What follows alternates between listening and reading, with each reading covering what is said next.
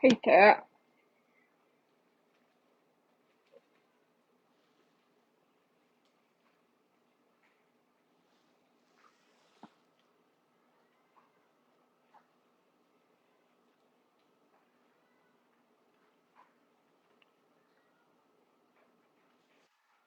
Hello.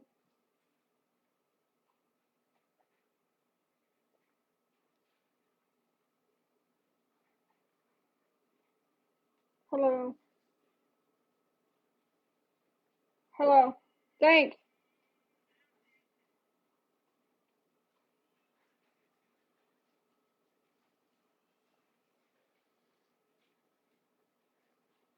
I'm alright.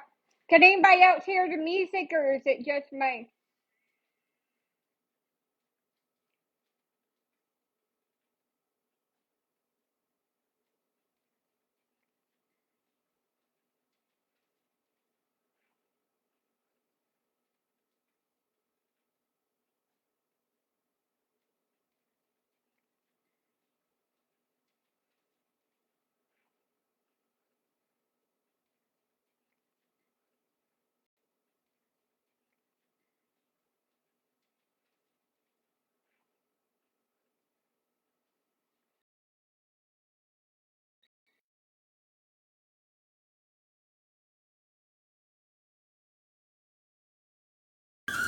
Thank you.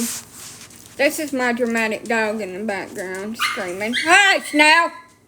I think I forgot to turn off the light. And she's being dramatic. I've got to rest for a minute. I'm pretty sure that Pongo broke my toe this morning. So, my foot's hurting. And I just took Mama dog and all big dogs out to the bathroom and my little dog's in here in the front part.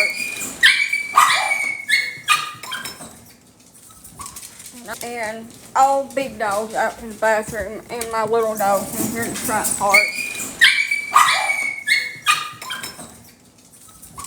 And I'm going to wait a few minutes before I take her out because my foot's hurting real bad.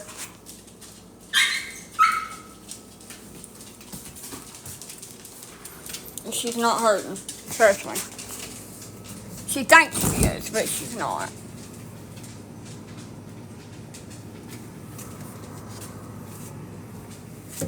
She thinks she's dying, the way she acts.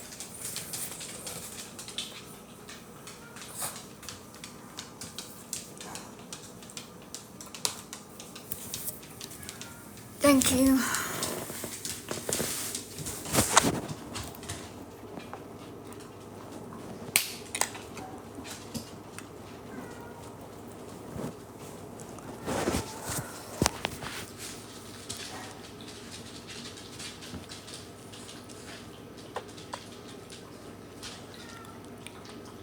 My second and third toe is severely red and swollen and quite fucking painful.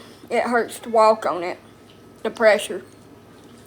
And he stomped my foot earlier, so I assume that's what happened.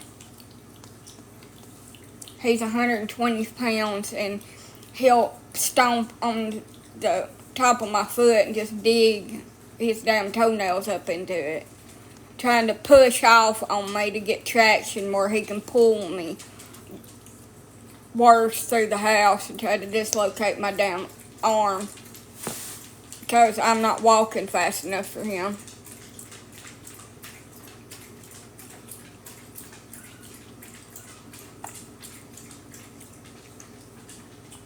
I'm hoping it's just like sprung or bruised. And it's not broke, but it really hurts. Pretty bad.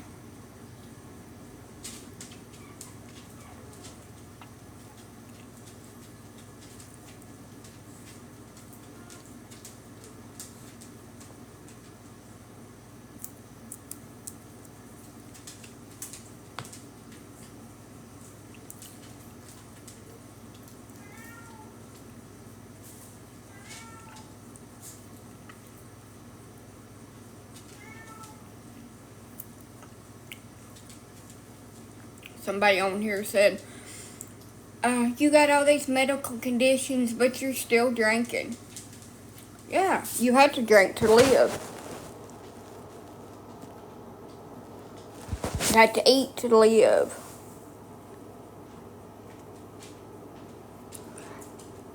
This new generation that was born in the late 2000s, or 2000s, I'm not saying all of you, but some of them, and the ones that were, born in the 2000s. Did y'all go to school? Because, honey, I've been around adultness and go on now and drinking and stuff all my dang life. I know what she was insinuating. But one of the first things that I learned in school in the first grade was how to read. And I can clearly read that.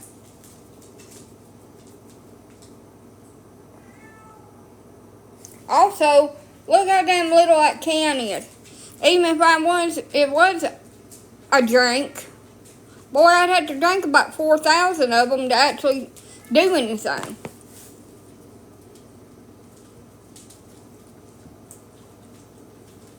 It's about like that damn person that was about 20 years old was born in 2005. Yeah, I know it. People in 2005 is 20 years old. Saying that people that was born in 1995 would be 66 years old this year.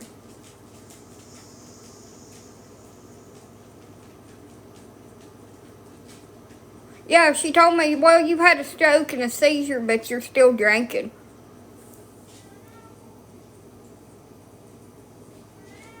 Yeah. I'm drinking fucking juice.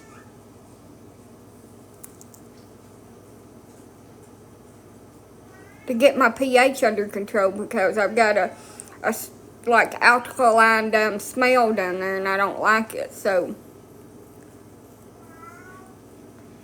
Well, you wasn't born in 95. I was born in 90 and I just turned 35. People turning 30 this year that was born in 1995, not 66. It's called math. And obviously they failed at it.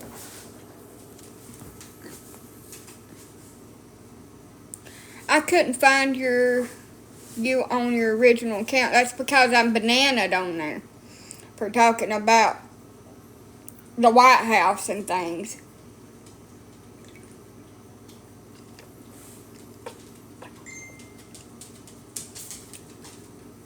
But my fracking toe that my dog mashed this morning, toes, plural, more than one, it's really like stinging.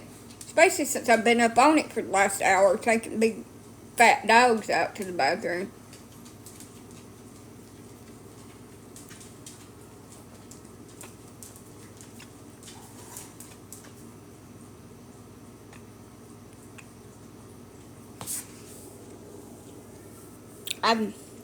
Many times if I broke my damn toes, you think I'd be a little bit more careful with my foot.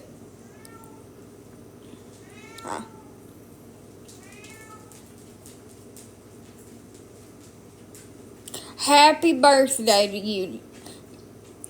I'm going to wait till next Friday to sing the song, but I'm going to sing you the happy birthday song. Just like I used to do at Ryan's restaurant. No, I'm not okay. I have damaged my little toes. Hopefully it'll be better tomorrow. I hear you. I've had to sit down and take a break.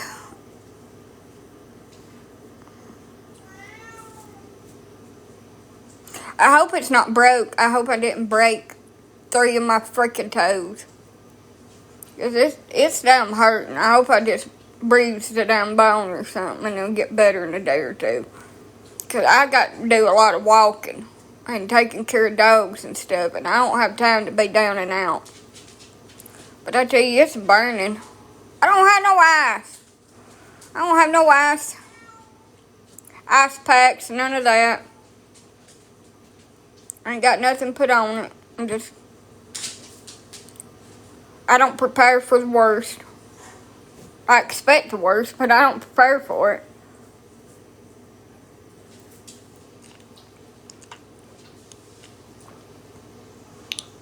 Yep. First time I broke my toes, I broke 2 of them. Well, when I say I broke them, my grandmother rolled one of those old cast iron hospital beds on it, you know, the real old ones. I left it parked on it for a few minutes on the second to the big toe and then the one beside it, breaking it in multiple different damn places.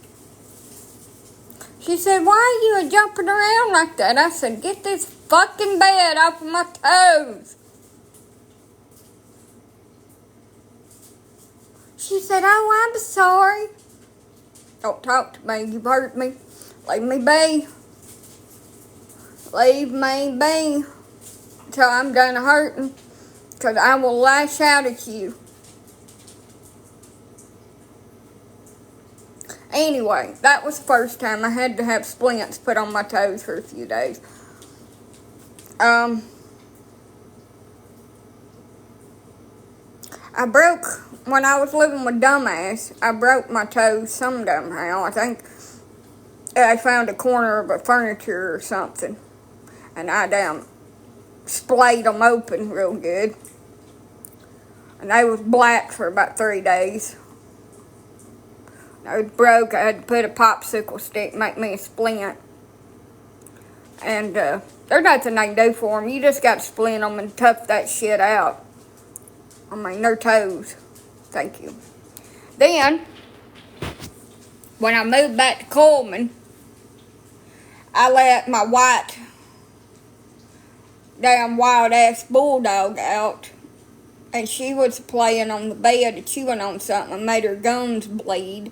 So I decided I was going to put her back up. She got wild when I was trying to put her up, and stomped on my foot a couple of times and broke 2 of my damn toes. And that's why she can't be out, because she's too wild. She breaks my damn foot and shit. Thank you. Well, I'm banished on there until the 15th. So, Pongo stomped on my damn toes earlier this morning, and now they're swollen and sore at the bottom of them. It's the middle 2 toes. And every time I put pressure on my foot, it don't feel good. And the more pressure and the more I stand on it, the worse it damn feels. So I'm sitting here on my ass for a few minutes before I let the littles out.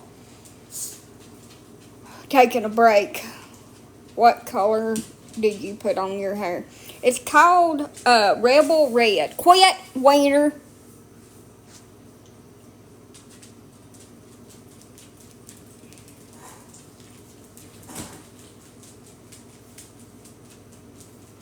He always stomping on my damn toes, and he's 120 pounds. He's trying to get traction, and he'll try to knock my feet out from underneath me to make me fall. Did you have to bleach it first? Yes, because I have dark hair.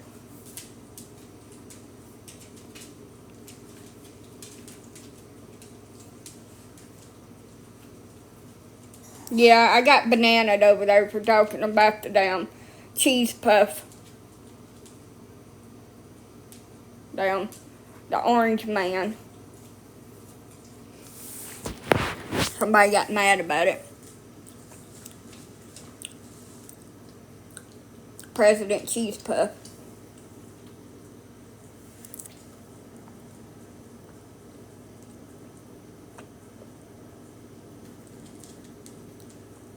It's Medusa. You can Google it. Medusa hair products. It's Rebel Red.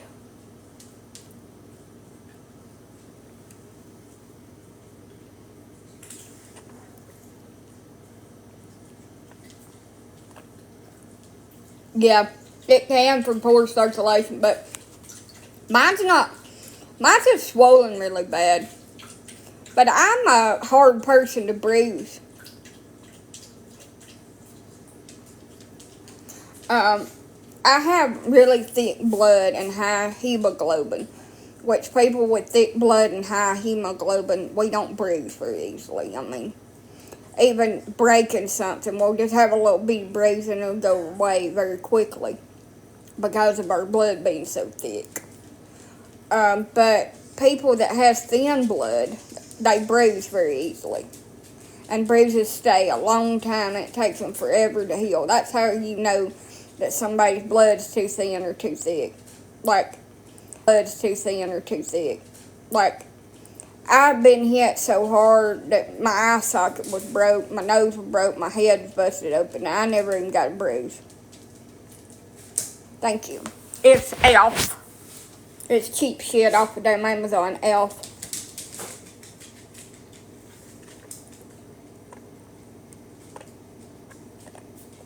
So, on my other account, remember me talking about that guy that I met when I was 14, but he's married now, and I was hoping that him and his wife would split up?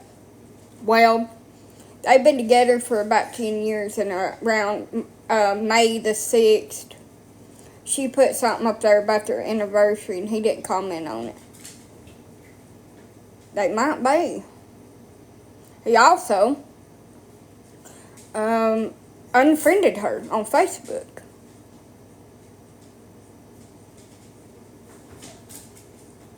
So, I might be getting my wish. Might have put a voodoo hex on them.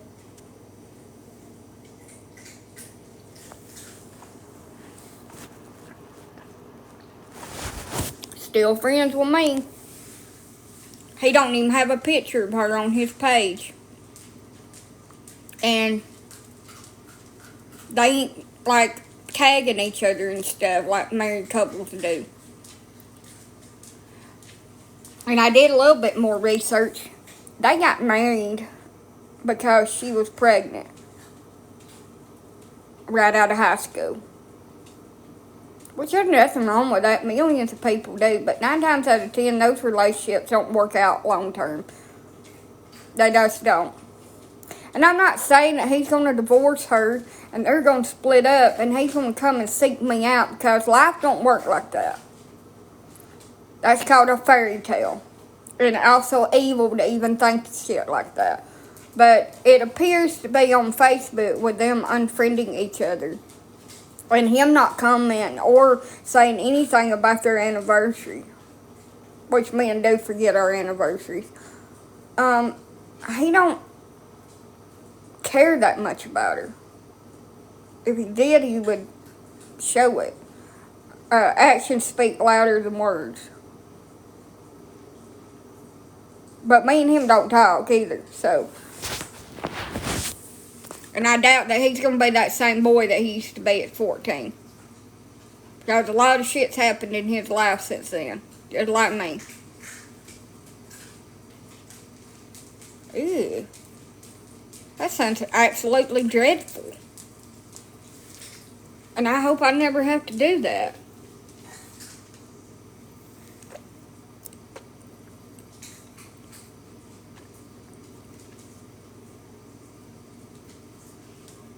Oh. Whew. Sounds dreadful.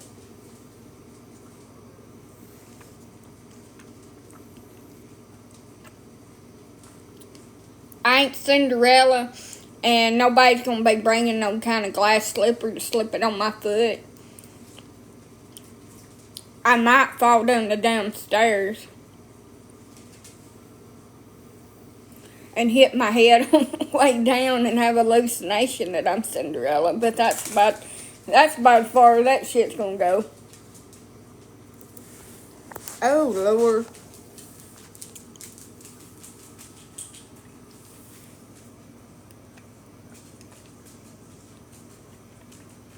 I'm sorry, that sounds god-awful. My ex-sister-in-law was having done some kind of spine surgery. Alabama. where the grass grows green. And the snakes. The snakes are in the grass.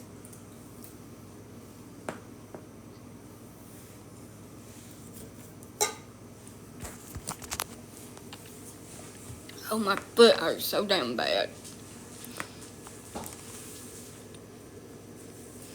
I gotta take this sock off. Oh. Oh. So I'll show you my toes. They're cute.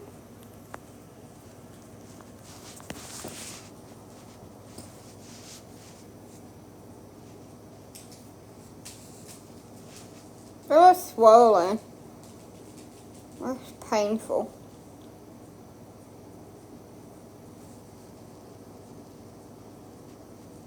And the little toes. That is genetic right there. That crooked toe thing. That is genetic. And that one's worse than the other one.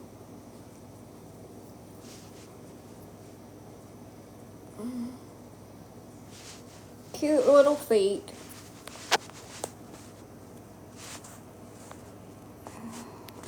It's painful. I think I did. And y'all sleepwalk too, so I could have got up in my sleep and bunged my toe. There's a possibility of that.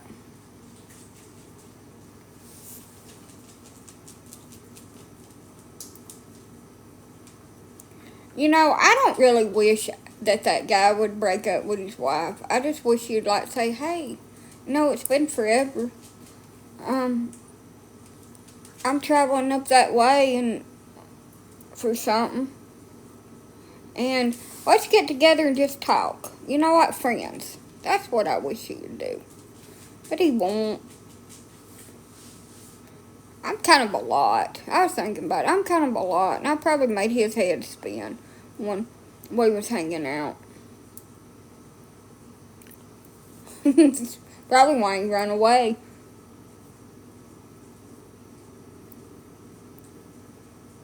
He moved to Georgia with his mama. His mama made him move to Georgia. He lived in Fairview, and she had a boyfriend, and she was caught cheating on her boyfriend, and she was into a bad lifestyle, and the man's pride got in the way, so he told her she had to leave, and they acted like they were still together until she actually did leave, and I met him in June, and we was thick as thieves up each other's ass, and he had feelings for me. There's no way to deny that, because he was right up underneath me the whole damn summer. When school started back, he left. He had to move to Georgia. He called me on the phone and asked me to move up there. And, shut up! Get on bed!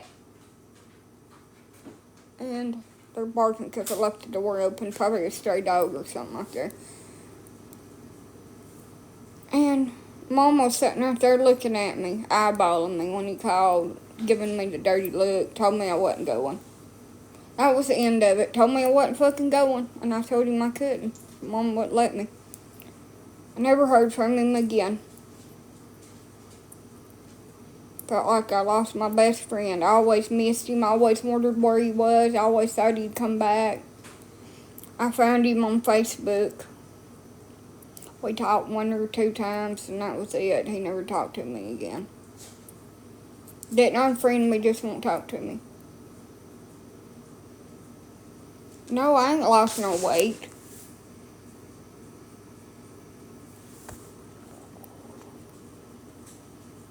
No, Fairview, Alabama, not Georgia. I didn't realize that Georgia had Fairview, but he moved to Georgia from up here. And I wonder what would have happened if he hadn't left. And it broke my heart that he left. I had lost my papa that summer. Had to watch him deteriorate and pass away. And he was buried a couple of days before my birthday.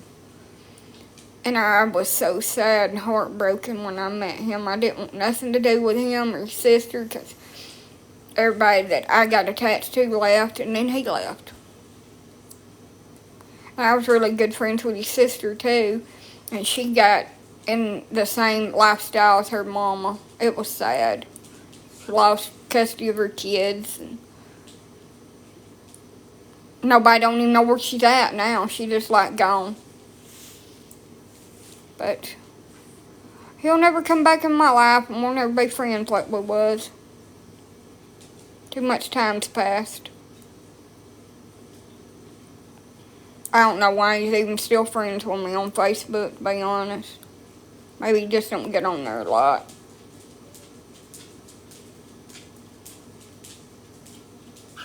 It took me forever to find him on there. I'm not dressed up. I'm in my jumpers. I just put makeup on. Things like that don't happen. People don't come back into your life once they exit. Not mine, anyway. I wish he would. I wish he would say, hey, let's go get something to eat and talk. Just like friends. Not like romance and we fall madly in love and all that shit. Just like friends. Thank you. But it's never gonna happen. I can honestly say that.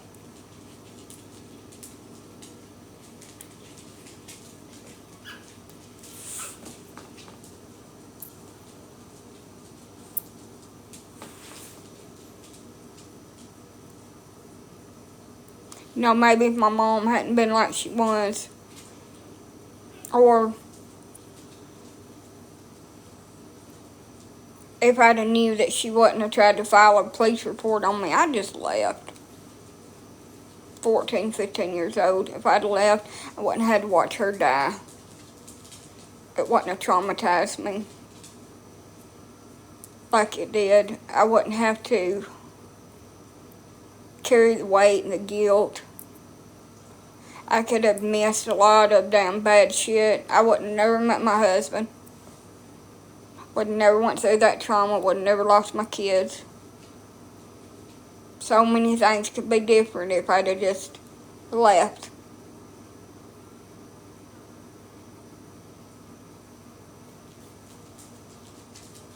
She wouldn't allow me to leave, but did not want me. I was a burden. I was a mistake. She told me I made her sick to her stomach to look at me, and she would just constantly leave me. But she wouldn't let me just leave. I could have left. I could have got emancipated. If I'd lived 6 months to a year on my own, I could have went to court and got legally emancipated. Okay. But she wouldn't let me. I don't know why she wanted to keep me here when she didn't want me. She never wanted me. She had me to trap my daddy in a relationship with her, and it didn't work out, so she was done with it.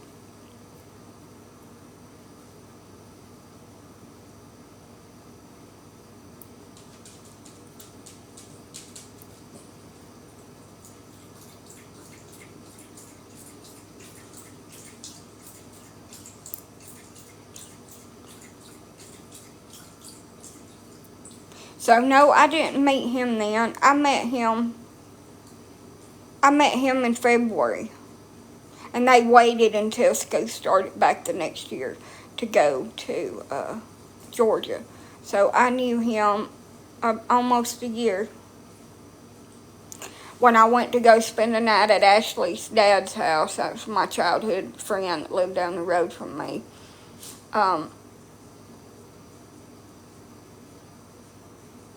My mom. He come with my mother to come down there and pick me up so I could go over to his house with him. I asked him what he was doing. He said he was helping my mom for the day. And she told me, no, he ain't. She said he wanted to come over here with me and get you. I never know what to say. I was so nervous around him. One time, the man, his mama's boyfriend's grown son, come over there. His name was Brent. I don't know what I guess Brent Davis was his name. And he lived in Decatur, Alabama. So he drove over there to Fairview and spent the day and barbecued. But I have terrible table manners. We've talked about this. They made a steak and I tore it apart like a rabid dog. And everybody's staring at me. Oh, I ain't never ate a steak before. I'm sorry. I'm not fancy. So I tore it apart like a little rabid dog and gnawing on a bone or something.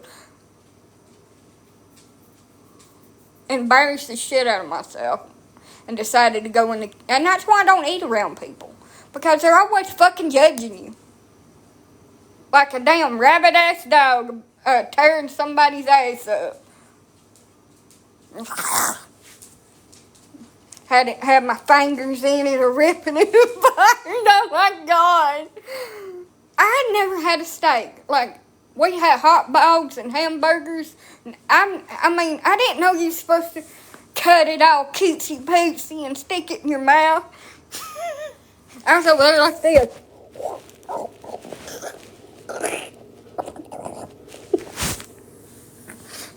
Shit.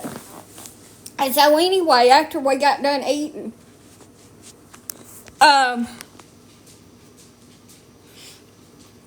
he had this single cab truck, and he had bought a buddy with him. So there was 2 men already in there, and it was a 3-seater with a bench seat. So I think he had the thing for the 17-year-old girl. He liked her kind of, or whatever. He decided that he was going to invite the kids to go spend the night at his house with his roommates and stuff. So me, Michael, what was her damn name? I cannot remember his sister's name to save my life. Plus, this was down 11 years ago. Me, Brent, his roommate, whatever. I think his name was Matt. I think his roommate name was Matt. What in the hell was his dang sister's name? Now, I know that. Megan. It's Megan and Michael. Me, Megan, Michael, Brent, and his roommate Matt all went to Decatur. And I was designated to sit on Michael's lap the entire way up there. He said that my bony ass stabbed into his leg and made his legs go completely numb. And I could feel something that you don't want to feel when you're sitting on your friend's lap, riding all the way to down Decatur. There was something poking me, and it wasn't a flashlight. The whole fucking way up there. We got a little bitty pillow out of his house on the way back. To save his legs from my bony ass bones stabbing into him. My daughter's got the same bony ass bones. A rise in his Levi's, yes. And that's exactly what I told him when he complained about my bony ass poking him. I said, well, your wiener was stabbing me in the butt, so we're even. He said, I can't help it. Your ass was on me. Well, think happy thoughts of something else. So anyway, from Fairview to Decatur, it was a little over an hour and a half, probably an hour 45 minutes. So I had to sit on this boy's lap and ride all the way. Yes, we was riding illegally. No, there wasn't enough seatbelts for everybody. With things happening. And then he said, well, we only got one extra bed. It was like 2 or 3 o'clock in the morning when we got up there. So why don't you, he was like, why don't you and Michael and Megan share the bed and you can sleep over here in the chair. Michael said, I've had an energy drink. I ain't going to sleep. I'm up, buzzing around. He said, you and Megan take the bed. because we slept together at her house anyway. I always slept with my friends. We co-slept. This is the way we did shit. You know, in the 90s. We co-slept in the same damn bed together. We didn't spoon. But anyway, yeah, so we co-slept. And he had this damn comforter. This Matt had this comforter. It was like velvet soft. I've never found another comforter like that. But if I did, I would marry that damn thing. Bring it home with me. Freaking comforter is so damn soft. And that's what I said. I love that damn comforter. So when they come in there and woke us up, probably about 8 o'clock, take us back. Everybody else was already up, but they didn't want to wake me up. They said that I was sleeping so peacefully, and they couldn't wake me up because I was in some kind of damn sleep coma. So Michael come in there and woke me up. He said, "Hey, are you awake?" I said, "Uh-huh." I'm wide awake. He said, "It's the second time I've come in here. Are you sure you're awake?" I said, "Uh-huh. I'll be right there." So I staggered into the bathroom like I'd had one too many the night before, half asleep, and somehow found the commode and peed. And off we went, back around the bend. I don't know why he wanted us to come up there. We didn't do a damn thing. Like nothing other than going up there and spending the night and then turning right around and coming back. It was so stupid. But we did. And I don't ever want to do that shit again. Lie on somebody's lap for 2 hours. That shit hurt my ass. But the pillow helped on the way back. That's some shit you do when you're young. And how we didn't get pulled over and get 14 damn tickets, I don't know. We did. Anyway, the man had a real bad substance problem along with his girlfriend. That's why it didn't work out. And he ended up getting diabetes and congestive heart failure from congestive heart failure from his longest stint with that. And he didn't go and get treatment for it like he was supposed to. And he had a massive heart attack and died. His name was Randy Davis. He sold the house that him and her lived in after the kids and her moved out, and he bought him a trailer. And he sold it for another reason. He sold it because he owed so much in back child support from his divorce. He lost his job as a cop because he had a problem. That's why they fired him. And he was the most horrible person that you can ever imagine. Controlling, just an asshole. My mom stayed friends with him a long time after they left. And I kind of did too. I thought that maybe Michael and them would come back. And I would always ask him about Michael and Megan. And if he'd heard from them. And their mama's name was Tony. Last name was Crane. Megan's last name was something different. She had a different daddy than Michael did.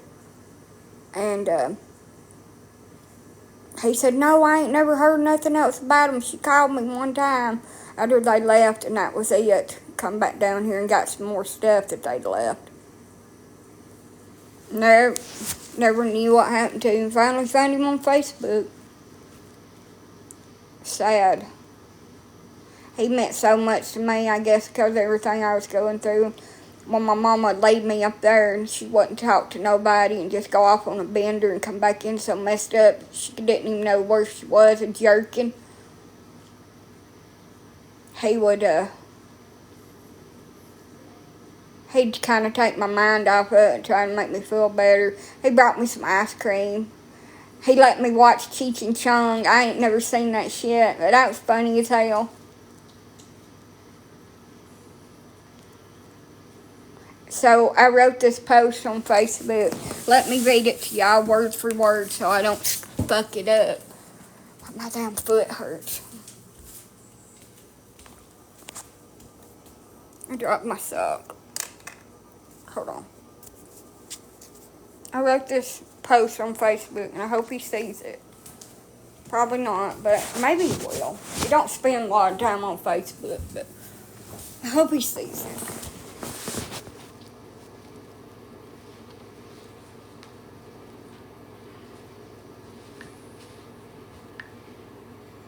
Go to my page. I share so many damn memes. Half of the damn things I write, nobody's gonna see it, no way. Try not to do that so much.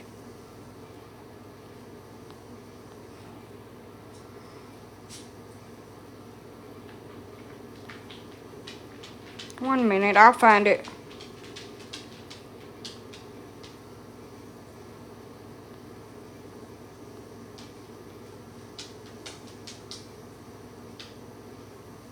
Maybe it didn't post. No, it did because somebody commented on it. 1 minute.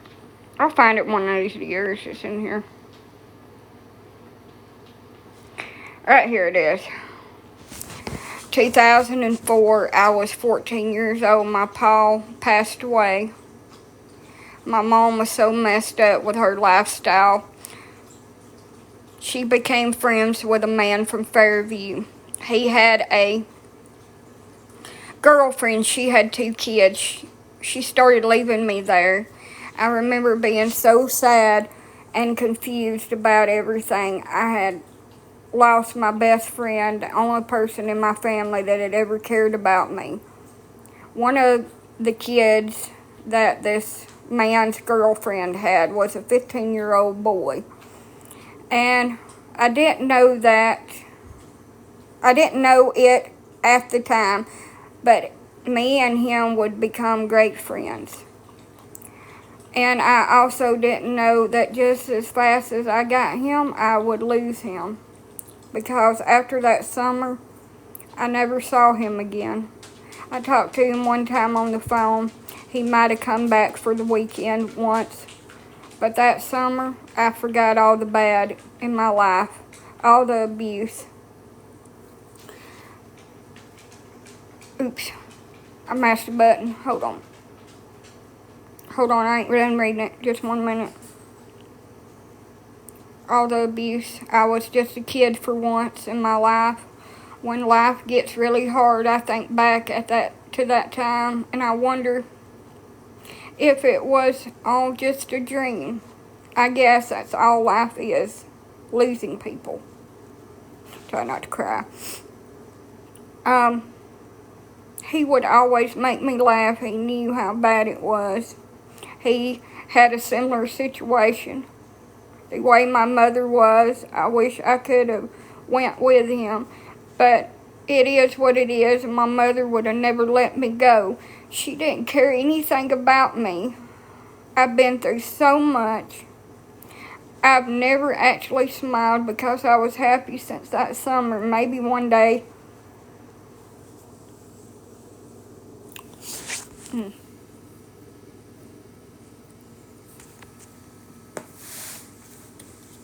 I posted it on Facebook. And I know he's seen it.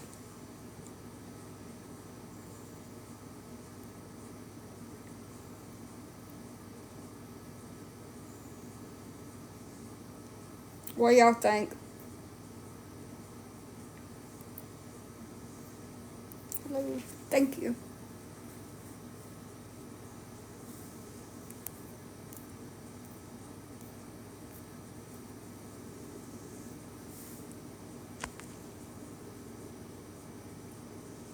Thanks.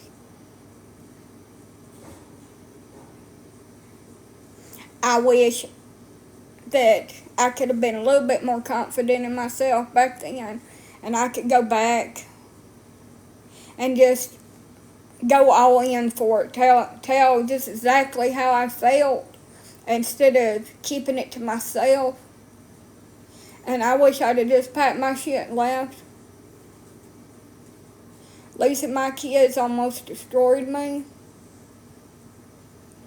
And nobody should have to endure what I've had to endure in my life.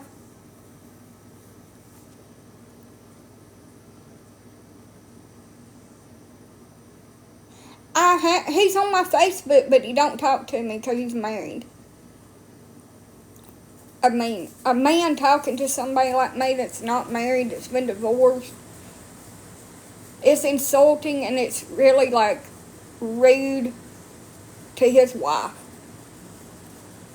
Married men are not supposed to talk to unmarried, not supposed to have female friends and talk to them and stuff. It's because their wife's jealous and they're scared, that they're going to cheat or something.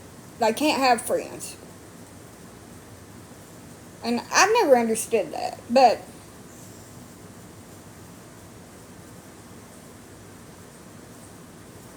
I just wish he would talk to me. And I sent him, the last message I sent him, I said, I know you don't want to talk to me. I don't know why. I don't know what I did. But I really hope you're happy with everything and that everything works out for you. And I won't bother you again.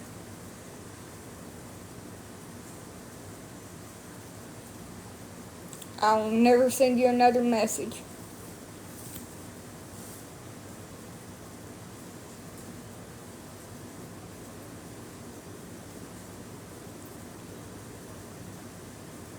I think it was all a dream. I think I imagined the whole summer. I probably met him and talked to him like 2 times, and he had nothing to do with me because that's how people done me. And all that time that we spent together, running around the roads together and walking and taking walks and talking to each other, that was just all made up in my head. It never happened. Because I have to think about it like that, because if it actually happened, and it just all went away, and he moved on so easily and married somebody else, and that would hurt a lot worse.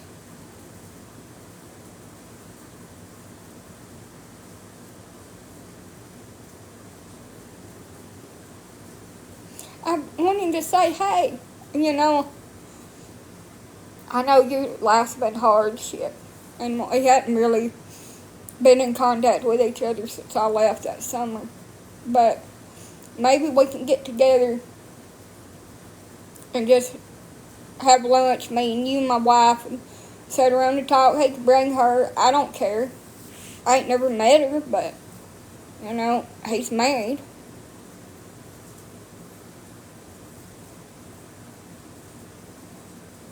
And I don't get in people's relationships and stuff. It is what it is. But he won't.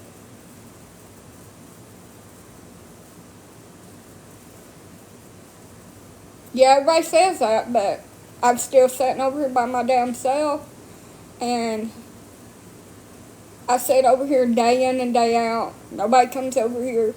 Nobody calls me. Nothing.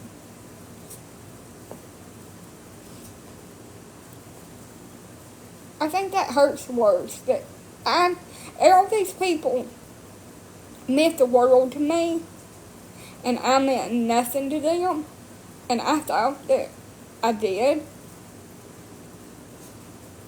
But it hurts so bad when you realize it.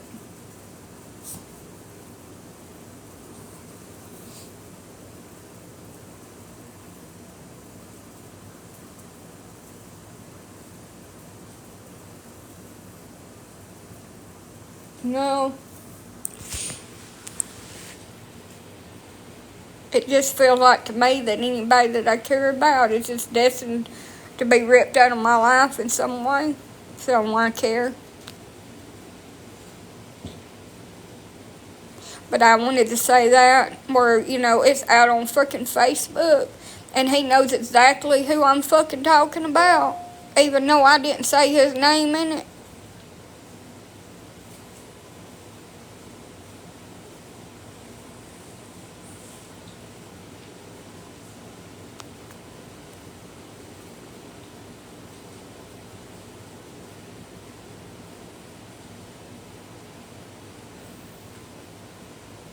So, y'all is divorced.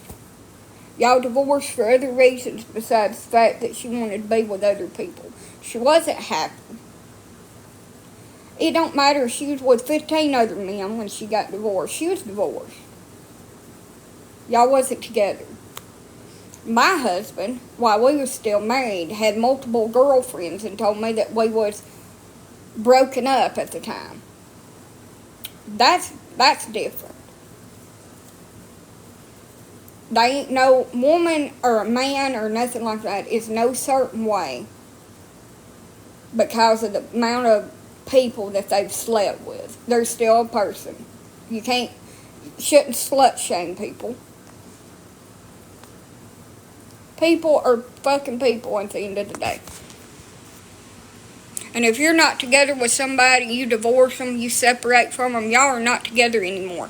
It doesn't matter who they're with. You don't have to like it.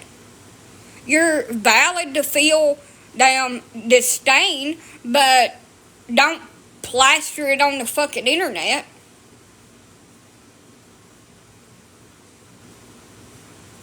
Nobody said nothing about fucking cheating.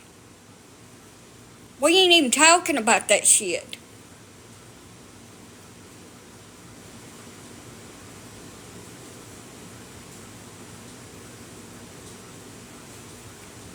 We're talking about young love that got snuffed out before it even got started and what it might have been.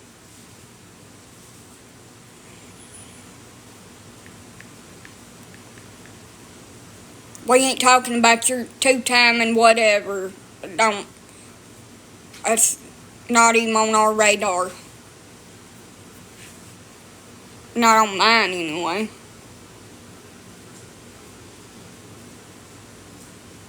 But that's what I'd want him to say, you know.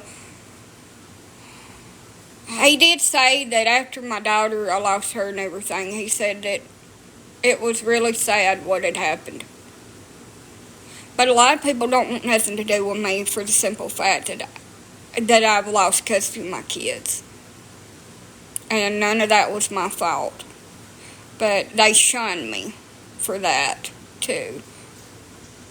For something I didn't ask for. I never asked to be abused. I never did. I never asked to be in a toxic relationship. I never asked for my exes and their family to take my children. But yet I get judged and shunned for it.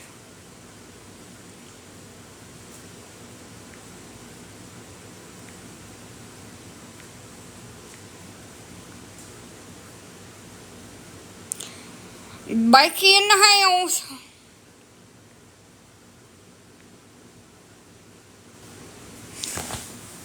Broke my damn toe, Becky. It hurts my face. I think the first time that my feelings got really hurt by a person that I really cared about, that I went beyond and above for, like she could call me and I'd drop everything and run to her house. And my friend Ashley, she went to her grandma and grandpa's house when she was over at her dad's. It was his mom and daddy. And she introduced me as the neighbor kid. Not her best friend, the neighbor kid.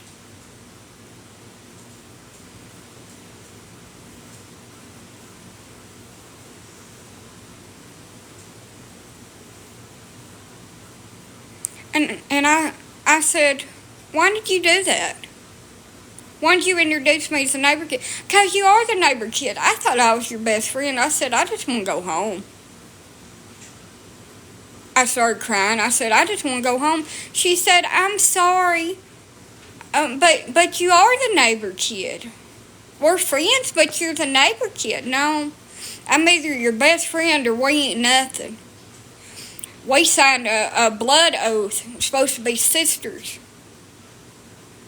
That's what you told me. But in front of everybody, I'm just a nuisance. I hurt my feelings so damn bad.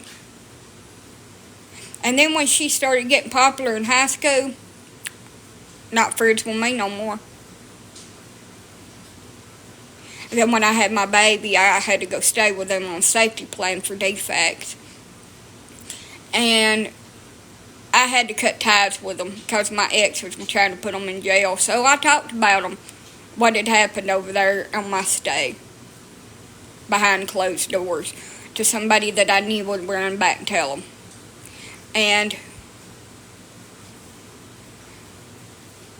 Ashley cussed me out on Facebook and told me how dare me talk about her fucking mom after they helped me and kept my baby from me, where I could go off and meet my husband that I hadn't even been married to for a year and do things that I wanted to do. Well, they wouldn't go with me, and I was trapped in the damn house, expected a 20-year-old to stay home 24/7 because I had a baby. Thank you. And I screwed a lot of shit up being 20. I was young and dumb and just had my first baby and was married to a shithole of a man. So I'm sure I done 95% of it wrong. But instead of them sitting down and trying to talk to me, they just went and run to DHR and told them that I was doing this. And they would tell me that if I didn't want the food eat up, because all them eating stuff out of the kitchen, to put it in the bedroom. And then told them that they never told me to do that, and that they don't know why I had food in there. Okay. And then told them that it was my fault that the room was dirty. It was her stuff. I was staying in my friend's room. It was her stuff, and she stayed at her boyfriend's, and she'd come in and just throw damn clothes all on the fucking floor and shit.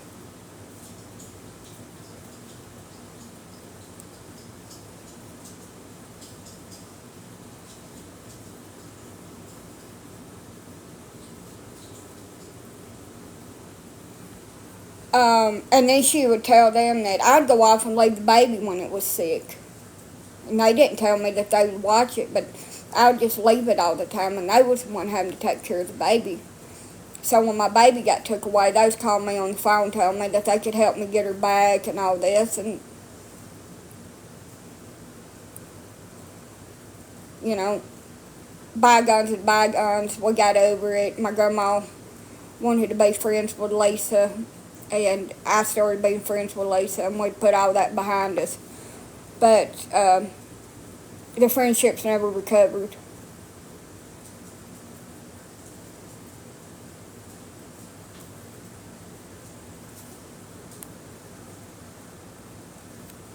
Thank you. I just don't like people like that. If you're my friend, be my friend. Don't get me into a situation and backstab me and manipulate the situation and make it worse. Well, she didn't want me at her house because her family was coming up from up north, and she didn't want them to know nothing about what was going on with me. So I moved to my ex's sister's house, and the phone calls started pouring in from my family and everything else, and they just come and took the baby away from me. She was 5 months old. And they took her away because of who her daddy was. And I didn't even know who her daddy was at that point. I didn't know nothing about any of his past because he lied about everything.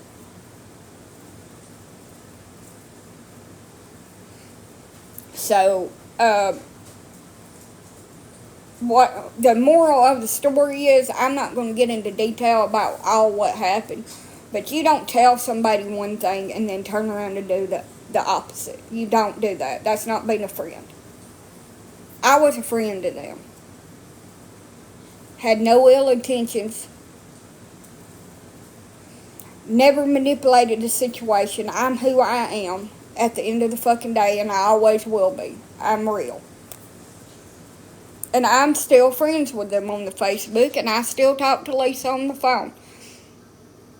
And I told her, I said, I had to cut ties with you because of my ex and his mama. They was going to have y'all locked up on some kind of damn charges. And she said, I know. But at the same time, I'll never forgive them for backstabbing me and running and telling DHR a bunch of lies and bullshit on me. I won't. That was unfucking called for. I'll never forgive my grandmother for doing the same fucking thing. And my brother and his girlfriend and making stuff up and telling DHR trying to get my baby took away. And everybody's like, well, with your husband you deserved to have it took away. No, I didn't. I didn't deserve my child to be took away because I married the wrong person. That's not fair. I deserved resources and housing so I could get a divorce and separate from an abusive person instead of, no matter what you do, you're going to lose your kids. But they didn't. They put me in jail. They put my ass in jail and ripped my children out of my arms, crying, screaming, and begging for their mother. And I just gave up. I didn't even try to keep him away from me after that. Just let him do his worst. And he did. I spent 13 weeks in the damn hospital. I didn't care anymore. What's the point? The kids are gone. The whole reason I was fighting is them babies and they're gone. So what's the point?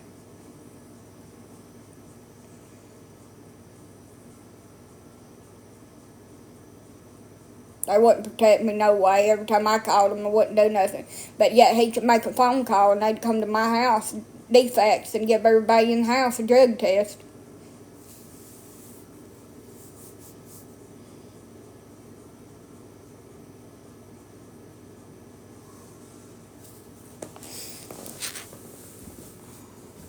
I could have avoided all that if I'd moved away with my 14-year-old boyfriend at the time. When I was 15. He's 15. He's about 6 months older than me. I could have avoided all that. But,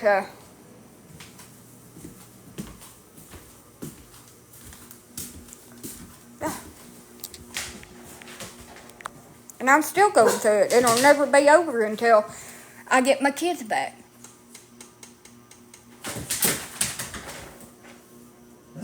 Hush. Hush. Woof's ass. Oh, my damn toes.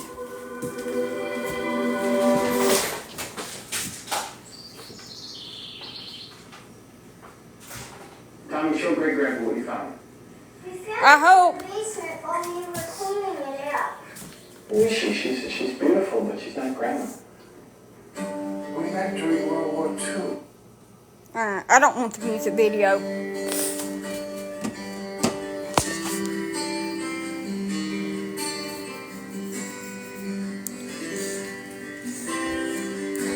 Sure, I think about you now and then, but it's been a long, long time. Well, I've got a good life now. I moved on. So when you cross my mind, Hold on a minute. I try not to think about what might have been, 'cause that was then. We have taken different roads. We can't go back again. There's no use giving, and there's no way to know what it might have been.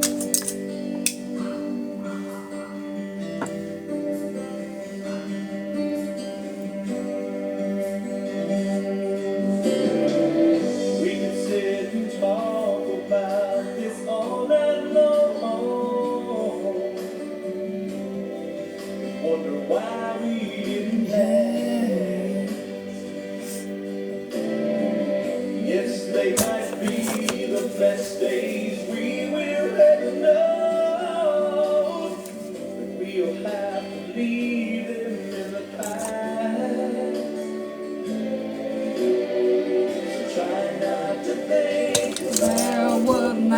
have been, that was then, and we have taken different roads. We can't go back again.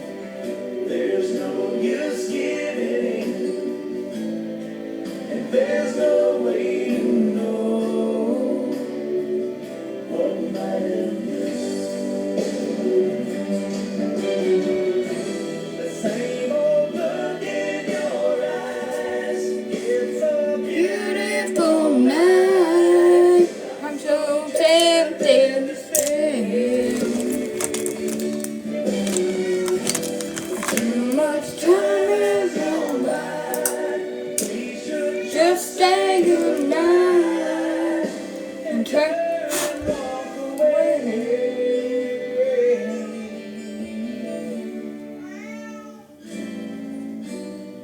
And try not to think about what might have been,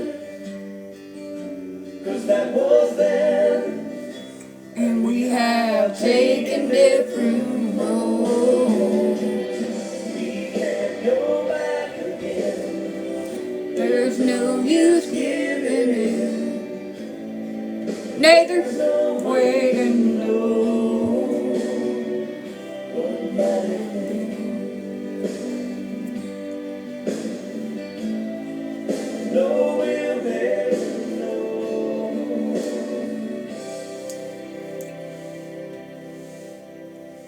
what might have been.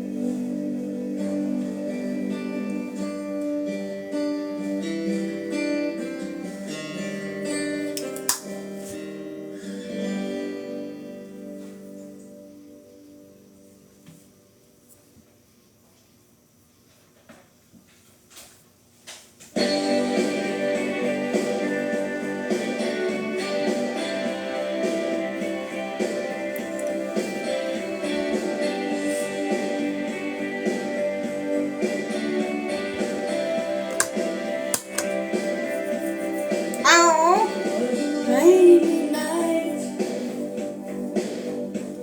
we came into sight, standing by the road, no umbrella, no coat. So I pulled up alongside, and I offered him a ride. He accepted with a smile, so we drove for a while. I told him that's his name, the lonely boy in the rain.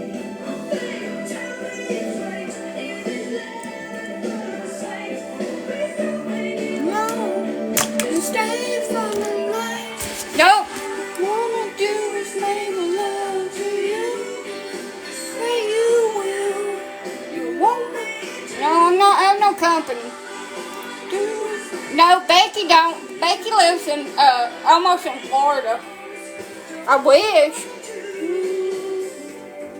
So we found this hotel. It was a place I knew well. We made magic that night.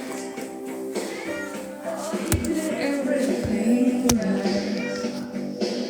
He brought the woman to me so many times. He and never wanted me was. All I let you was there. You are the sea. We walked in the garden. We planted a tree. Don't try to find me. Please don't you dare. Just let me know. You always were there. I wanna do is make love to you. And I'm love. Only you.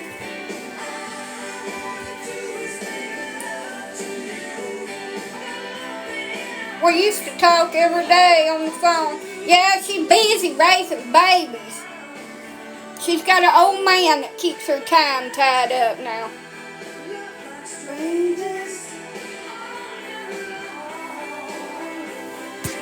I've just pictured that it's life now. Life is everybody that comes into your atmosphere is just going to leave as quick as they come in. Don't get attached to them because they won't stay. Please, please understand. I'm in love. That's damn dander shit for the birds.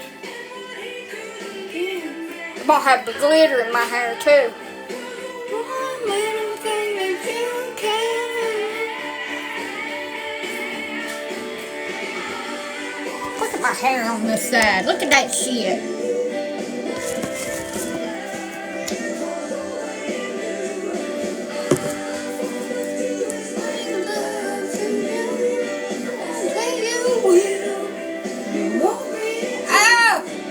Oh, my neck.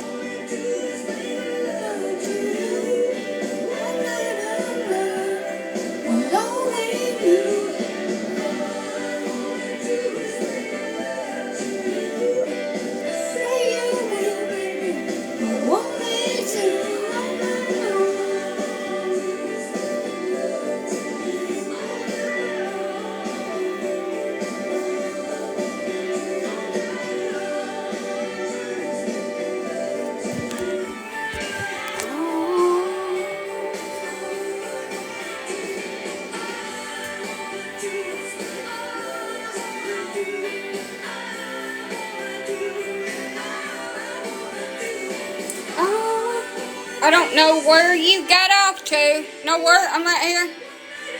My nose itches.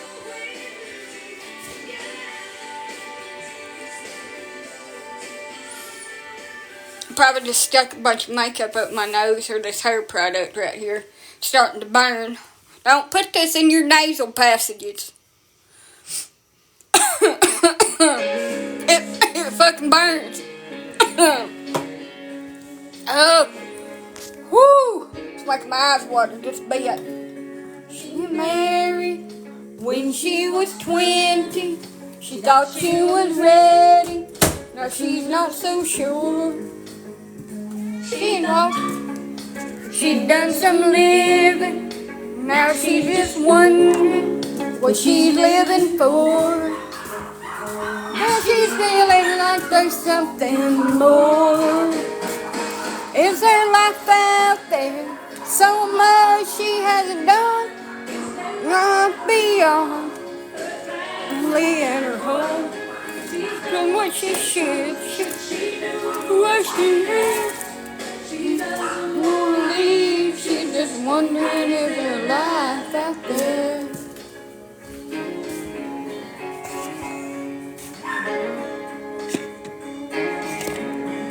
Thank you. She's always lived for tomorrow. She's never learned how to live for today. Oh, she's dying. Try something foolish. Just something crazy. Or just get away. Oh, something for a separate change. Is there life out there? So much she hasn't done. Is there life beyond her family and her home? She's done what she should. Should she do what she has? She doesn't want to leave. She's just wondering if her life.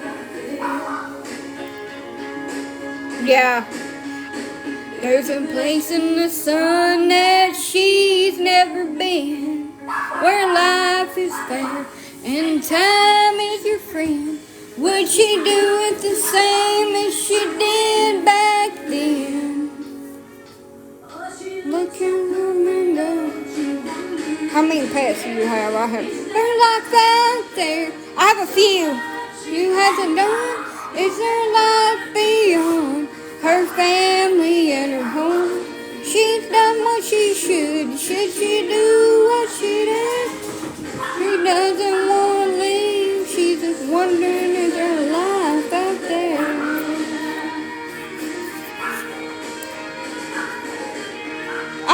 Hey, dogs. I gotta go back here in the back and feed my younger 3 girls. They're in heat, so they're not going outside. They're using puppy pads. Is there life out there? I hate to say it, but Reba McEntire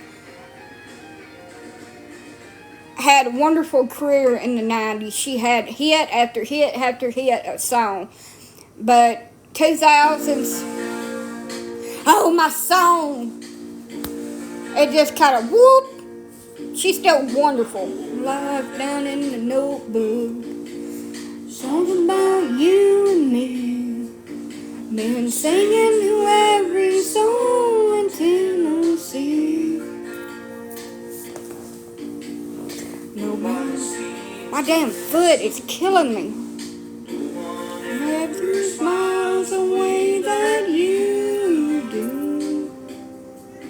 So I guess you never hear me on the radio. I give up this crazy dream of mine. I'll hold you once more. Won't you meet me in Montana? I wanna see the mountains in your eyes. Oh, oh, I have all of this life I can handle. No, me underneath that big Montana sky. This is my part. I left home from Hollywood, looking for a part to play, where you always said I had such a pretty face. I know I'm not that pretty. No one looks at me the way that you. I know I'm not that pretty. No one looks at me the way that you. Pretty. Me the way that you do. Will you always be the star to me? Now I'm guessing, yes, it's time that I let go of my dreams. Won't you meet me in Montana?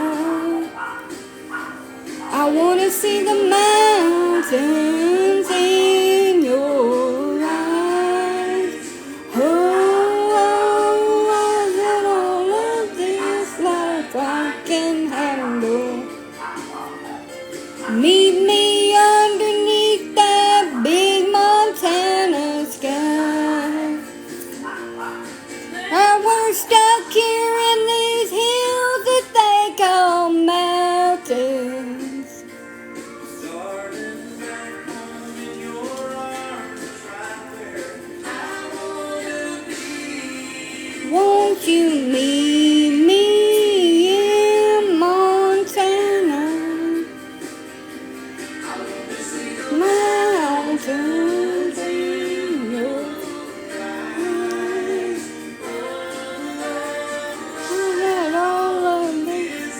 My dog just pulled my damn cover off of my bed and is laying on it in the floor. Montana sky, in Montana.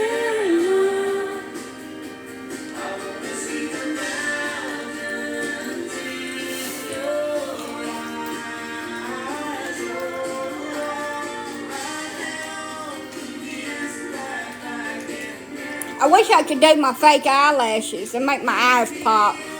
Make me look a lot better, but after I got glue in my eye the last time, I'm like, screw that shit.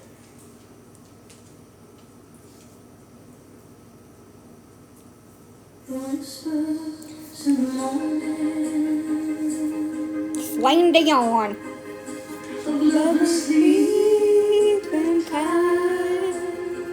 I ain't no Celine Dion, so I won't be singing this song. I like the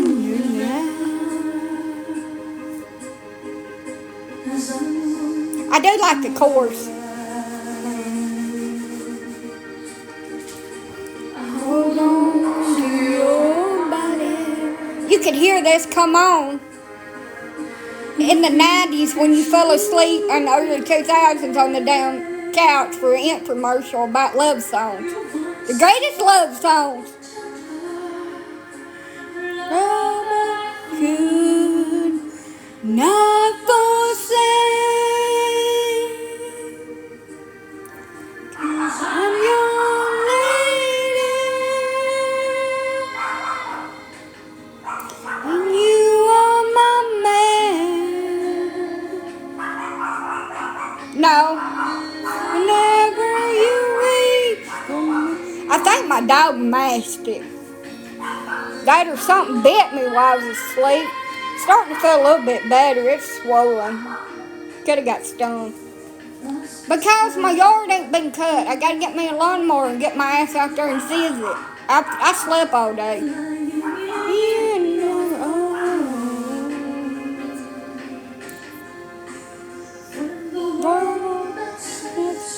Celine Dion got a lot of things that us human beings won't get. Even though that man was a lot older than she was. They loved each other. And he never mistreated her. And it's sad that she got diagnosed with that disease. Where I've been, 'cause I am always by your side. 'Cause I'm your lady, and you are my man. Whenever you reach for me, I'll do all that I can. I ain't no singer, but anyway, we're heading for something. There's some songs you can't help but sing along a little bit, even though that you don't have the voice for it. So, anyway, I'm sorry. I just hum along to it. Power and love.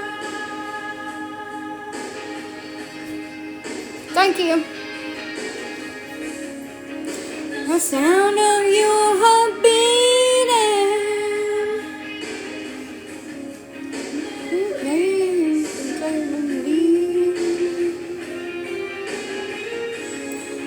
The feeling that I can't go on. Now you go well. 'Cause I'm your lady, and you are my man. Whenever you reach for me, do all that I can. We're heading for something.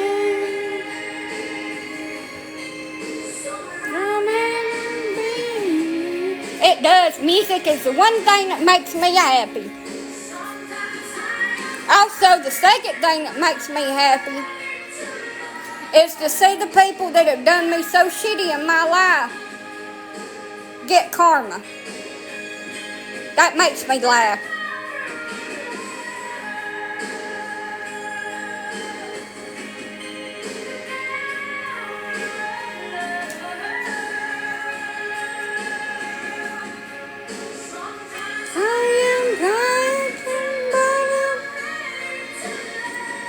Let's say I find a good song.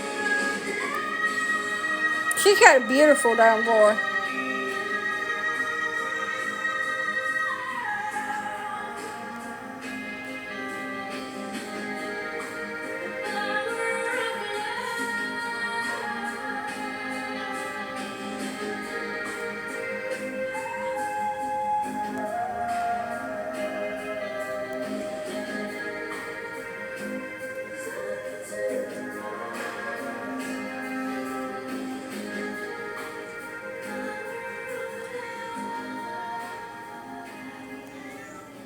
Hold on a minute. I'm trying to find a song.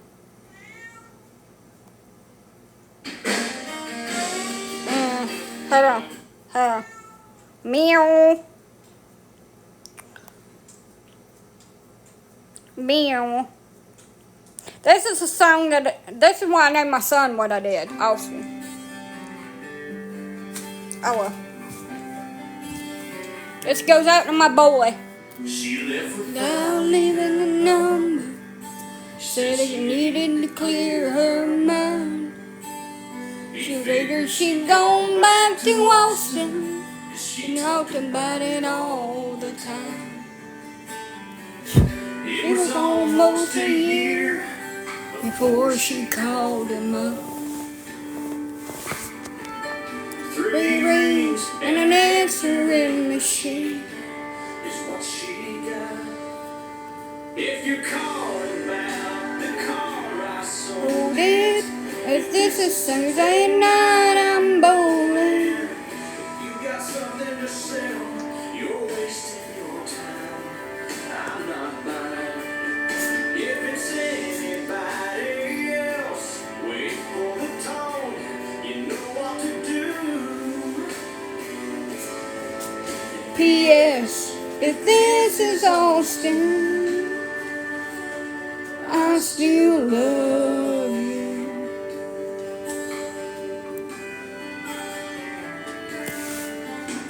The telephone fell to the counter. She heard, But she couldn't believe. No, it don't. It's about my baby. What kind of love that must be. she waited 3 days till she heard. It's the kind of old. Have you ever heard that one? I don't know what. Saying flying on the bird. I don't know. Saturday, it don't rain. headed out to the lake, and I'll be gone all weekend long. But I'll call you back.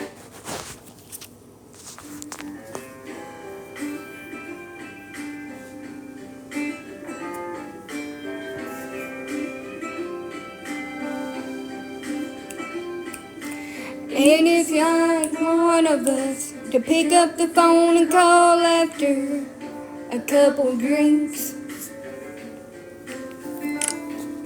say I've been wondering if maybe you've been thinking about me. And somewhere in the conversation, an old familiar invitation always arrives. And I may hate myself in the morning, but I'm gonna love you tonight. Everyone's known someone that they just can't help but want. Even though we just can't make it work out, when we want to lingers on. So once again we wind up in each other's arms, pretending that it's right. And I may hate myself in the morning, but I'm gonna love you tonight. Thank you. I know it's wrong, but it ain't easy moving on. Why can't two friends remember the good times once again? I kind of messed up a little bit.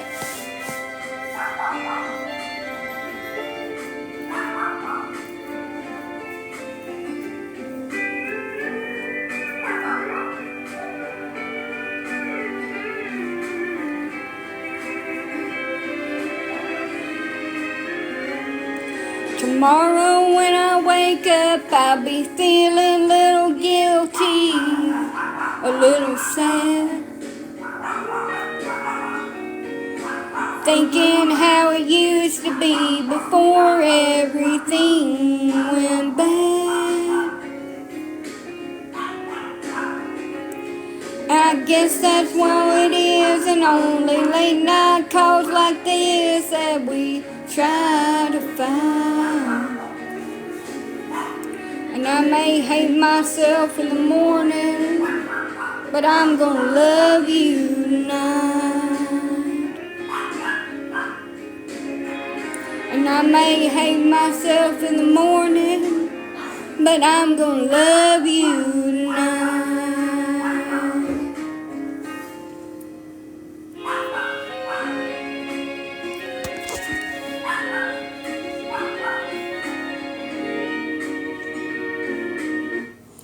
I'm never gonna have a singing contract. The puppies are cheering you on. They always do. I ain't gonna never be no singer. I ain't gonna never be no comedian, famous person making no shit ton of cash. Buy me a mansion in Beverly Hills like when they found the gold, liquid gold in their yard, Texas tea. I ain't ever gonna be that, like that. Nobody's ever gonna discover me on here. But you know what? It don't matter. I enjoy doing it. And if my voice sounds like shit, I still like to sing. So what?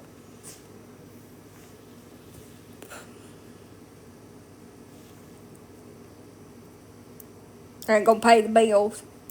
Just something for a hobby. I always wanted to be a real good singer. My grandma was. She was in a quartet and traveled around in a bus. And my uncle had this beautiful singing voice. And then my friend's dad had a recording studio, and she recorded this song called I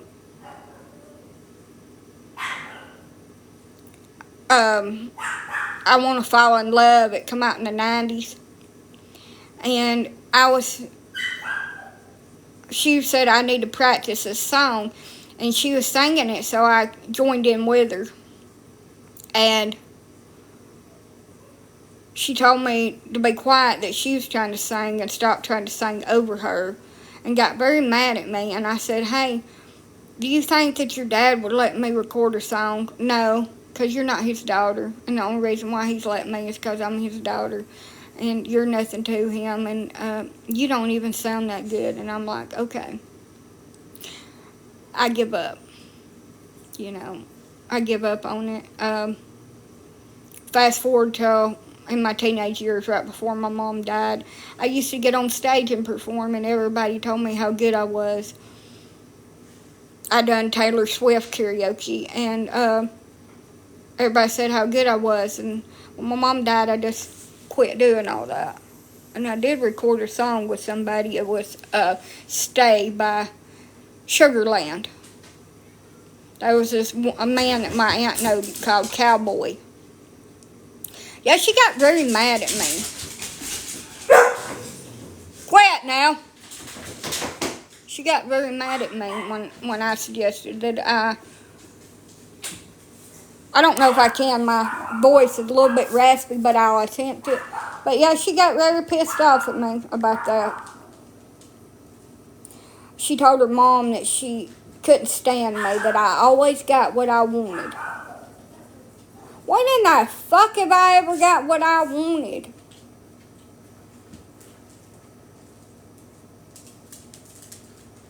That's what I want to know. I ain't never got shit I wanted. I got what I fought for. What I want.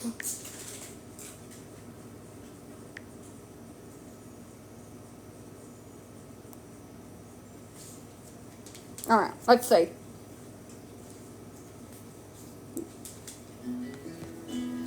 I keep sitting here staring at the clock on the wall. And I keep laying praying she won't call. It's just another call from home.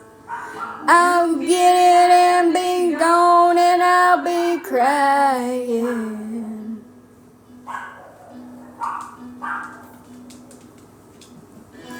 I've been begging you, baby, beg you not to leave.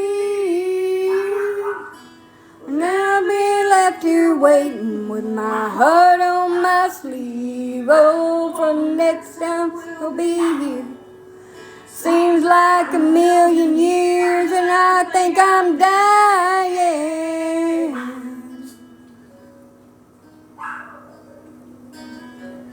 What do I have to do to make you see? She can't love you like me. Why don't you stay? I'm down on my knees. I'm so tired of being lonely. Don't I give you what I need when she calls you to go? There's one thing you should know. We don't have to live this way. Baby, why don't you stay?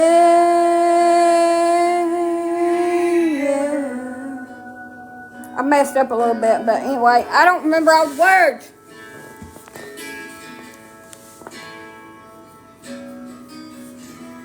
You keep telling me, baby, there will come a time when you will leave her arms and forever be in mine. But I don't think that's the truth, and I don't like being used, and I'm tired of waiting.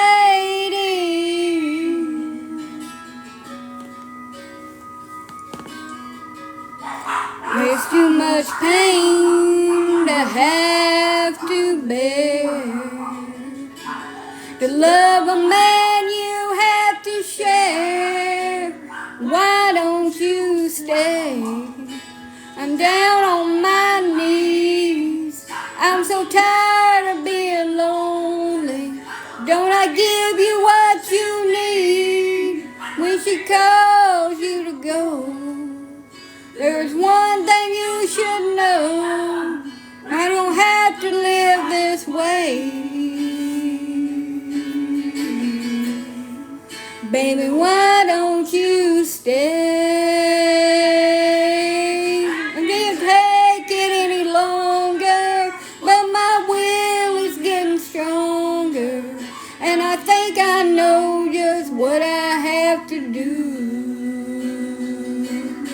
I can't waste another minute after all that I put in it.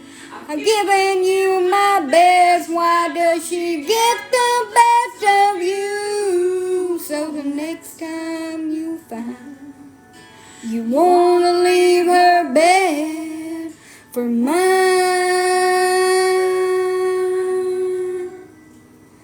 why don't you stay?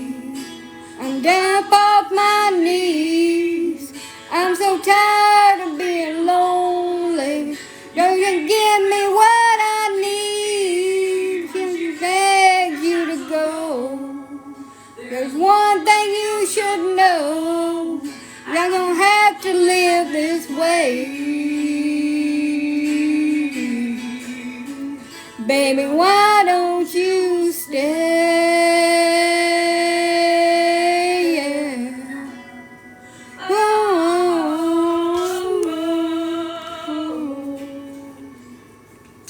Now, we did do a few takes of that. It wasn't no long, like, drawn-out song. We do a little bit, and we take a break. And I probably still have the CD somewhere. And I did sell some copies of it. And somebody tried to get me to record another song, and I wouldn't do it. Because I thought it was stupid. And it's not, I mean, I know I ain't no movie star. If I really had, I feel like if I had a great voice, that I would be discovered. And I would be blasted all over the stage. I'd be in shows with famous people as a show starter, whatever it's called. And then I would have my own shows. I believe that. And I'd travel and be a famous person. So, you know, it's just a hobby of mine. It's never going to go anywhere. I wish it would, but it won't. And I don't live in a fantasy world where Garth Brooks himself, not Garth Brooks, but Tim McGraw is going to see me singing, or Sugarland, and sign me on some kind of record label. You never know. I highly doubt it. And Jelly Roll, kudos to you. You worked hard to get where you're at. But his woman helped him get to where he is. If it hadn't been her helping finance it in the beginning, he wouldn't be where he is. If it wasn't for Bonnie. Period. And he's got some great damn songs, don't get me wrong. And he's where he's at due to his singing and his lyrics and shit. And how they just go platinum and all out there. I ain't like saying that he didn't do the groundwork. But she's the one that got it started. She's the one that paid for him to record and equipment and shit. And unless you got somebody to help you just get out there in the world, you ain't gonna make it. Yes, this is a different account. This is my backup account for when I get in trouble on my main account for saying stuff I'm not supposed to say. Well, I did on my other one, but I used some kind of funky, don't sound the same when I record it. Like, it sounds off. It does like in a recording studio, but when I like record it on here, I don't know if it's the phone I've got or what.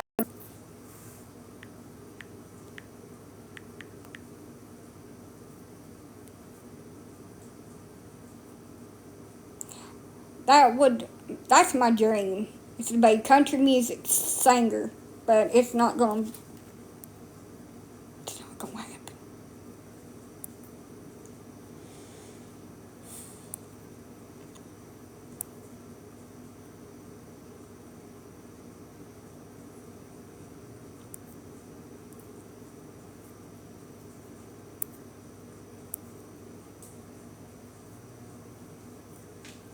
And everybody's making fun of that JoJo C new video because she was doing a raspy voice in it. And it's all over down the internet. I wonder what I'm going to eat. I'm hungry. What should I eat? I got rice. Make some rice. Rice-roni. I had to wash a pot. Or I could just make me some sweet potato fries in the air fryer for 10 minutes like I'm really wanting. And just eat them with some yum yum sauce.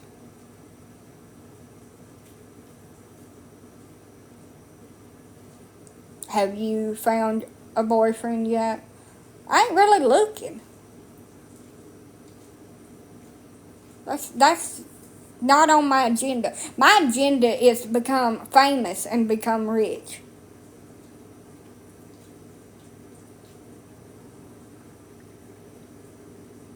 Penis has nothing to do with anything. It's nice sometimes. But that ain't got nothing to do with the price of eggs in China. I said sometimes. How about cereal? Oh, no. No. Ever since I seen that Breakfast for Champion videos where they had that girl standing up on top of her head and using her as a cereal bowl, I don't eat cereal. It ruined cereal for me forever, and I'll never eat it again. Grits, maybe. And I didn't ask for it. Somebody sent that. Yeah. Clothespins work really good for snoring. Reba. Reba. I like this song.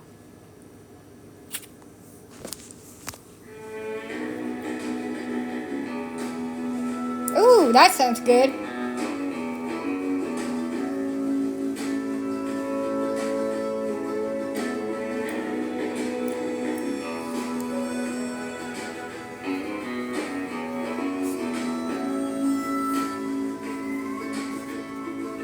Had to leave my life in Dallas.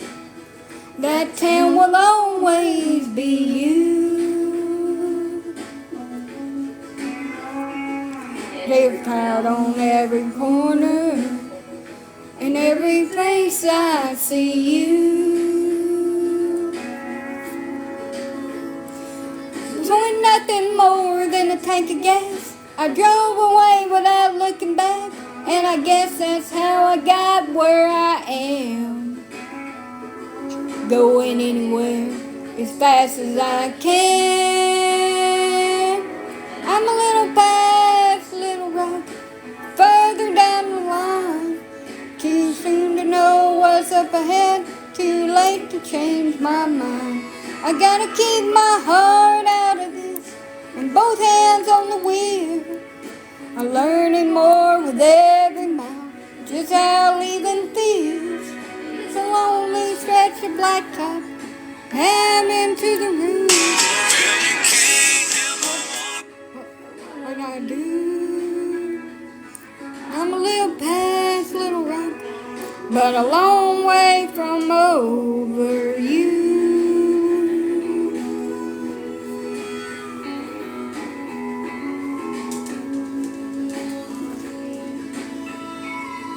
These headlights on the highway disappear into the dark.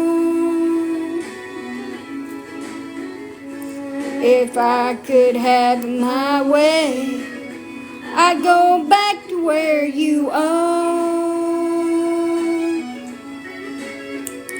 Oh, but I can't turn this thing around. Ain't nothing short of breaking down is gonna get me off this road I'm on. Oh, but I'm still a small cry from gone.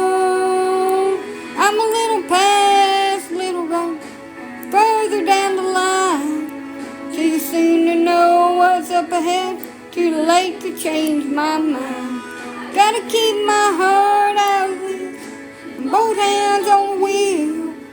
I'm learning more with every mile, just how living feels. Lonely stretch of blacktop, out into the groove. Don't know where I'll go or what I'll do. I'm a little past Little Rock, but a long way from over you. I'm a little past Little Rock, but a long way from over you. My aunt's name is Norma Jean, and I used to pull up in her damn yard blaring this song right here. And I used to call her on the phone and play it to her. Hold on 1 minute, it'll take a minute to down.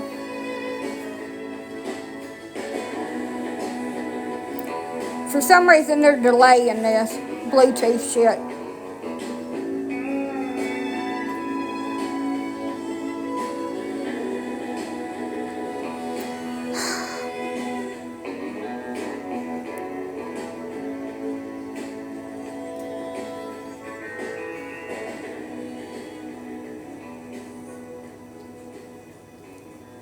One minute. It's getting there. How's the puppies doing? They're great. Little fat turd.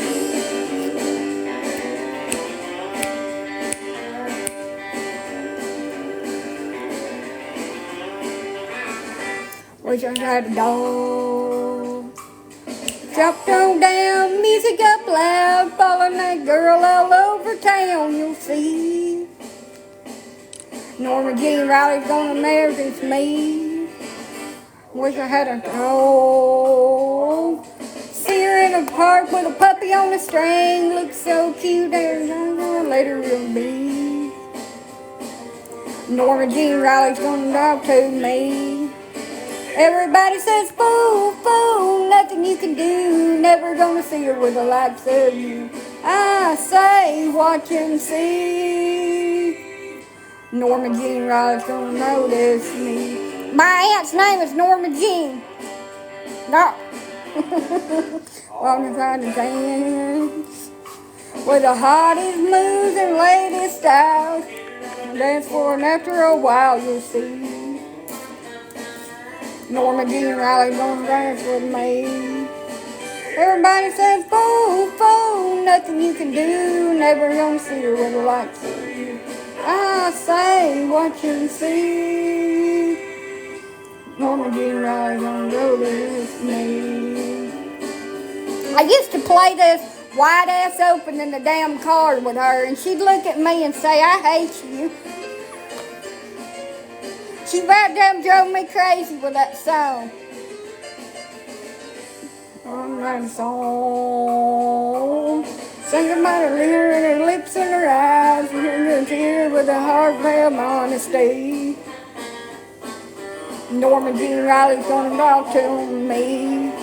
Everybody says, fool, fool, nothing you can do. Never gonna see her with the lights in. I'd sing it wide open. Couldn't see. Norma Jean Riley's gonna mow down with me. Everybody says, fool, fool, nothing you can do. Never gonna see her with the likes of you.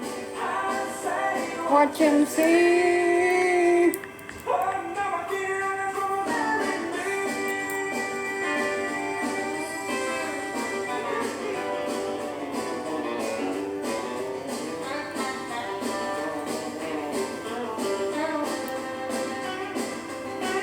I got a glitch in my damn stuff here.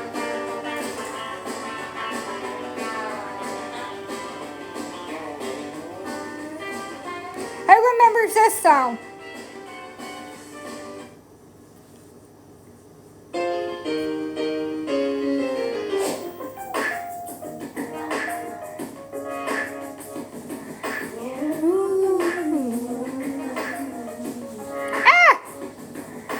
Feel like I've been locked up tight for a century of lonely nights, waiting for someone to release me.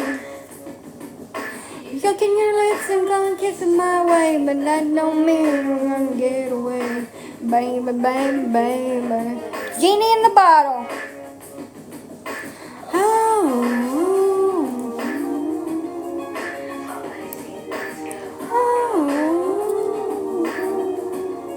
But my heart is saying no. If you wanna be with me, there's a price to pay. I'm a genie in a bottle. If you wanna be with me, I can make your wish come true. You gotta make a big impression. Gotta like what you do. There you go. I had to reset my app. Being damn stupid. You just ain't in the lights down low. Doing more years than good to go. A very popular song when I was 14 years old is this next one I'm going to play.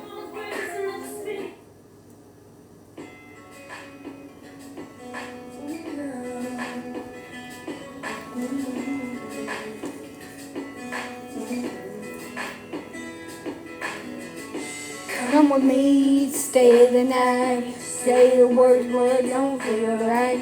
Cause you don't expect me to say. No, it's just a little too late. Take my hand, can't say you change. Boy, you know you baby, don't fool me. Because you're just a game. Let me go now. It's time to be strong. I'm starting to be wrong. I'm gonna say it now. The chances come and go. It's a little too late. JoJo. I don't think she ever produced an album after those first two.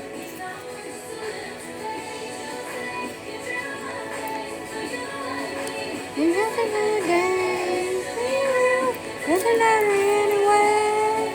No, it doesn't matter. This is my song.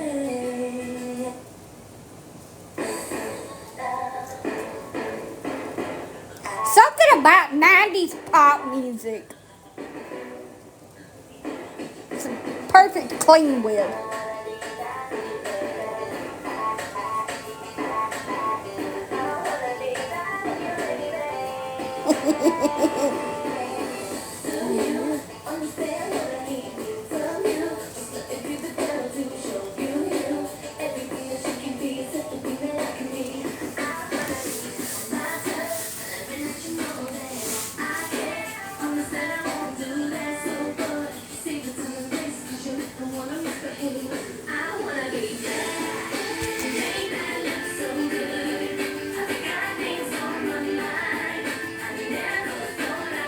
Hey, I just want to be bad.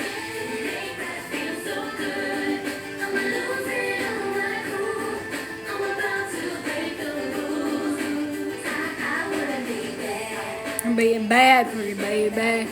Talk to you in a minute. Gotta take a shower. Well, does your shower curtain, is it like mine? Does it say, F it, just get naked?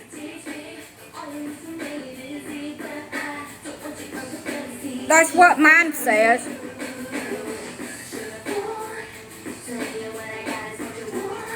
Did you go out on the town tonight? No, I don't have a way to go out on the town. Wanna be bad.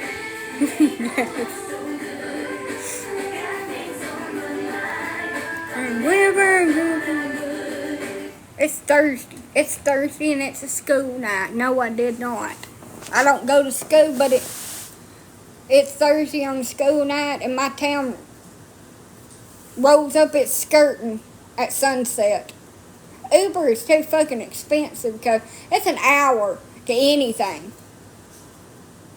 And then you got Jasper Coleman. Coleman is an unforeseen cesspool now. Damn teenagers hanging out in front of the courthouse and damn Walmart and getting into fights. And my ass is too old to get beat up by a damn 16-year-old girl. I hadn't either, and I have a friend on here. She was on this page, and she's on my other page, that she was the R word in the backseat of an Uber, and she's in that lawsuit. And that's a very common thing with Uber and Lyft, is they'll take you off route to where they're supposed to drop you into a back alley somewhere, and R word you, and then take you and drop you off. And cabs can be the same way. You have to be careful with that shit. Look, when the internet come out in the 90s, what did all our parents tell us about the damn internet chat rooms and shit? Don't be meeting and talking to strangers on the internet. Before the internet, in the early 90s and 80s, don't be talking to strangers and don't be getting in strange vehicles. And what do we do in the damn late 2000s? Meet people on the damn internet app and get into strangers' vehicles for a ride. And what do we expect to happen? But it's supposed to be through a company, and it's supposed to be safe. I think they should be mandatory cameras in these damn cars. They fucking warned us, and we're still doing dumb shit. So it's our fault. But I'm going to have to ride a damn Uber to take my dog to the vet. So wish me luck. I will have bear mace on me, just in case. And my little yeet yeet. I will light his balls up like a damn Christmas tree.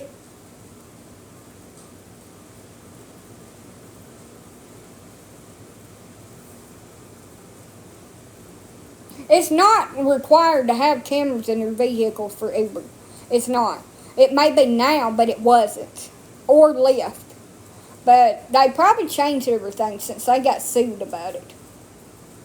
I think it should be a requirement. If you have passengers in your vehicle for your safety and their safety, in case they try to do something to you, that you should have cameras that record the whole interaction. They shut off when the person gets out of the vehicle. Because if something happens to them while they're in your vehicle, then you're liable for that. And if you can't prove what happened, and they're lying about something that happened, then you're just shit out of luck. And if they tried to assault you or rob you or something, you need proof. Nobody's just going to take somebody's word for it. Because everybody lies.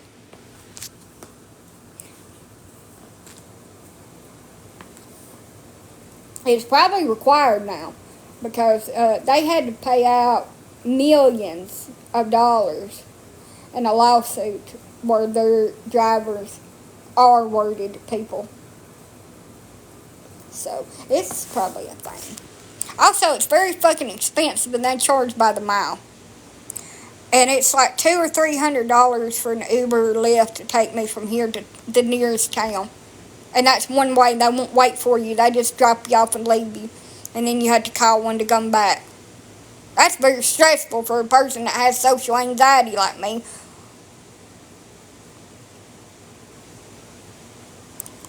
Well, honey, I got an emergency button on my phone and I can say, hey Siri. I have to be careful saying this. Hey Siri, call for help. Don't do that. No. Damn you. Have about done it. If I call somebody, don't do that. My phone is voice activated, so all I got to do is throw it somewhere where they can't get to it easily up under the seat, and then talk to it to call. And they can use the GPS on your phone to find you in an emergency situation. Also, Mace. And charge up your Shocker 2000. And you put it right on their nuts and press the button and they'll get off of you, trust me. First you blind them, then you zap them.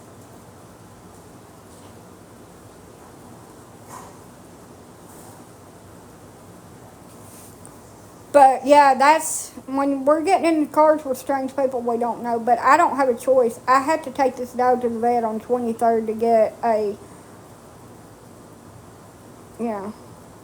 just take your two best friends with you, Smith and Wesson. I don't own that. I own Zapper 2000 and Blinder 2000 that I can put down in my purse. But I do need to buy a little $20 little carrier bag to put my puppy in so I can take it to the vet. And I'm glad I didn't have Elsa euthanized because she's better. She's getting better. And she's been very spiffy the last few days. She had to have a lot of pain management, but she's improved. So, anyway, how's my puppy doing? They are fat and sassy.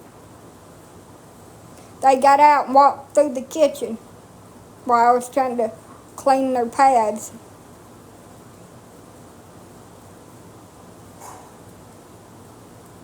They're walking around. It's time to bleach and scrub the bottom of their kennel. And I'll probably do that tomorrow. And put it up and put them in it. And order from Chewy a litter box and some dog litter. It's time to move them. Which I'm not looking forward to that because Mama can get out. And she's a garbage toter. So she really don't need to be out unsupervised. But hopefully it all goes well. I wish I had the dog puppy pen that had the top on it. I thought that's what I got, but it wasn't. They're asleep. I don't want to wake them up because they're noisy. But I will, next time I get them out, I'll show them to y'all. I got 3 left, 2 solid white males and 1 brindle brown female. And she's got patch over this eye and ear and nothing over here. They're mostly white, all of them. So 1 puppy is going to Mexico. I'm thinking about keeping 1 of them. And the other 3 don't have a home yet. I'm hoping. It just takes a person that has committed to get a puppy, actually commit to it. And they know it's going to cost a little bit of money to get what they want. And they commit and sign the contract with me. You want a female? Well, DM me your contact information. And if you're ready to move forward with it, I'm taking $500 deposits on them. So, they're sold under a contract.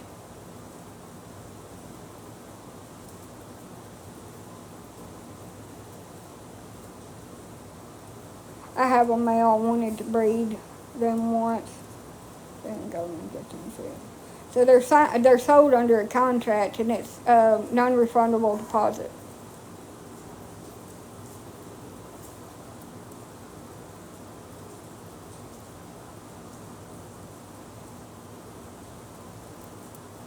Just remember, just because your dog is wonderful does not mean that you're going to get the same kind of puppy out of it.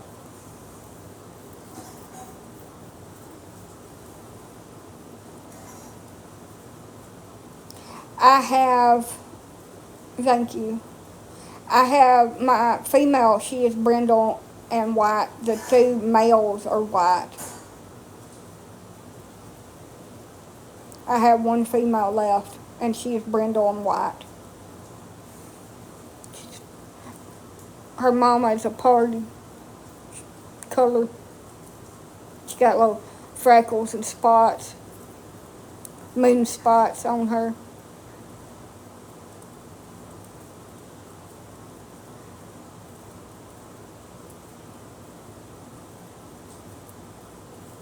That's the only female I've got. She had 3 females and 2 boys, and I'm keeping the solid white girl dog.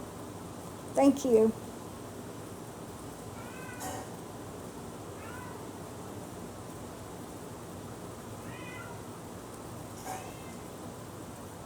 I gotta get off here and go feed my pussy cats and let my girls out to the toilet. I'm fixing me some taters and pig, and I've had fun entertaining y'all. And I will never forget the time that summer that I spent when I was 14 years old with Michael and Megan and at Randy Davis's. I used to beg to go over there. I'll never forget that. And maybe one day he'll actually talk to me again. I doubt it, but maybe.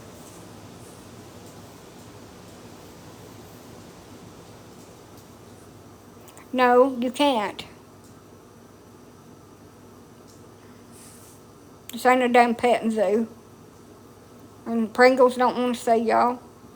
Davis is my... So his first name was Davis and his last name...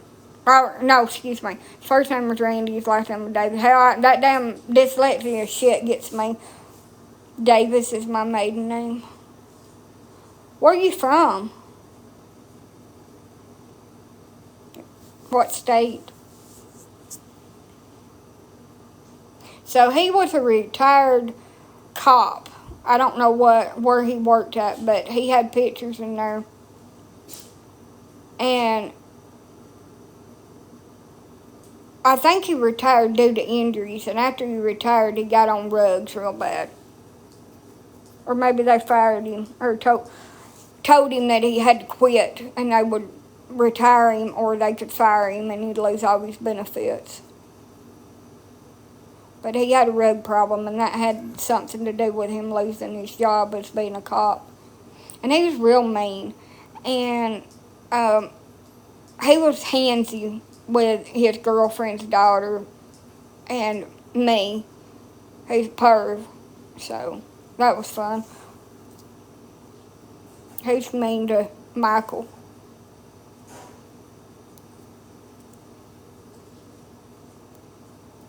I remember all that. Sad situation. His mama was like my mama. She just didn't give a shit about nobody or nothing but herself. What she wanted. Getting high. Guess that's why me and him got along so good. But I'm not Jenny and he ain't Forrest. So we won't end up together. At the end of the movie.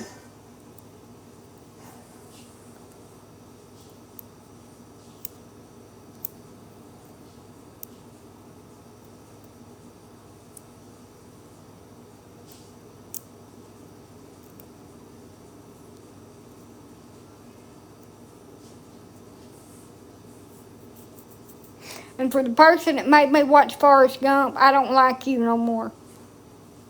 It is a good movie, but still.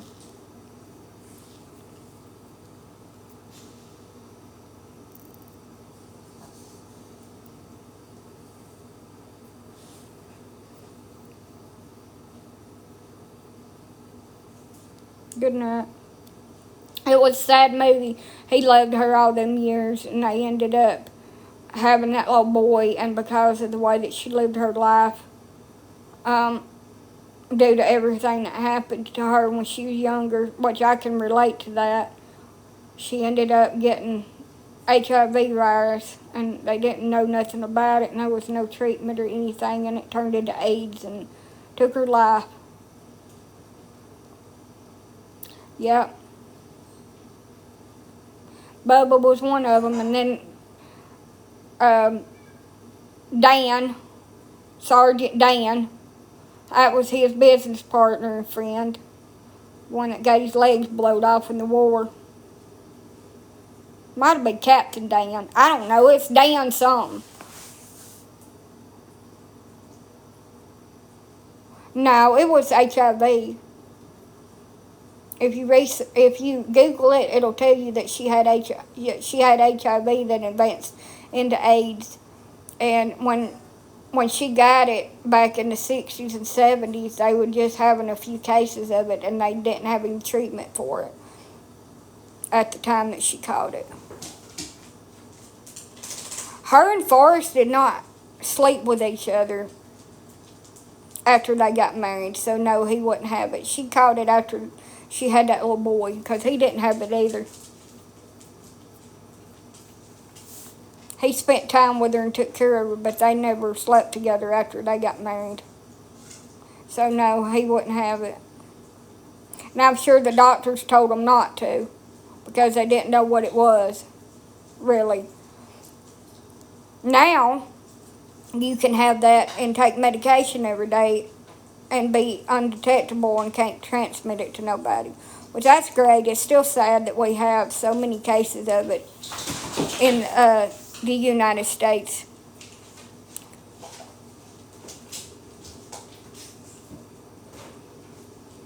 She slept with him when she was in college. That boy that she was going with, he thought that he was hurting her because she was screaming in the back seat of his car. And that's when they first slept with each other.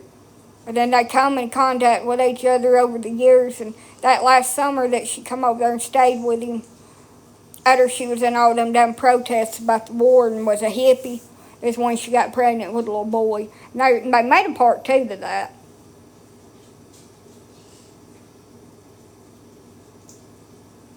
Yes, he did.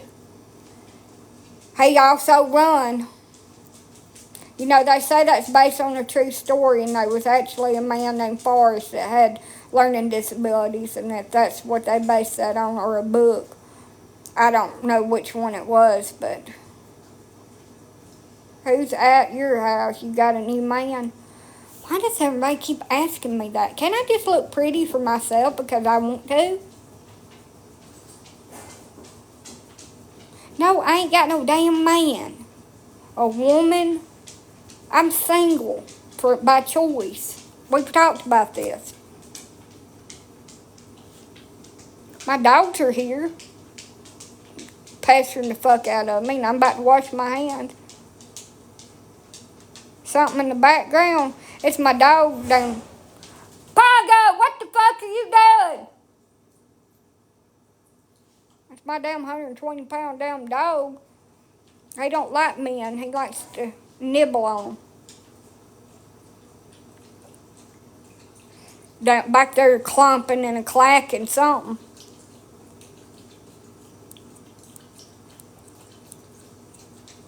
Might be trying to eat one of them cats.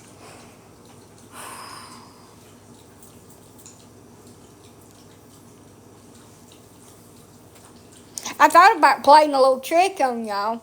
I don't really have friends, so get a male friend of mine to show up over here and say, look, here's my new man.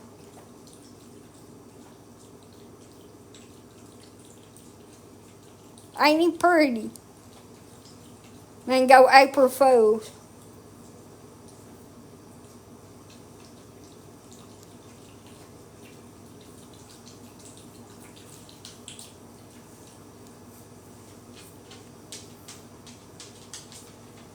Anyway, I gotta go piss and count my money.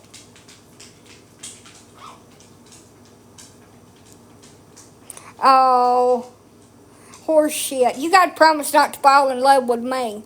And don't be kissing on me or damn touching me. You gotta stay 6 feet over there. That's spraying them eyeballs. Some of this damn hair detangler like I did myself the other day. The shit burned. I was in here damn spritzing my hair, brushing it out. I had a damn rat's nest in the back of it, and I went shh, shh, shh. And I was, ah! I don't even know how in the hell I done that. I thought it was turned the other way. The nozzle part of it. Shit burned. Low. I just need somebody to come over here with a damn lawnmower and mow down my freaking yard. And have some shear cutters and stuff to damn cut down all that shit in the back. And then just go on their merry fucking little way somewhere else. Fall in love with somebody. That makes me want to gag a little bit.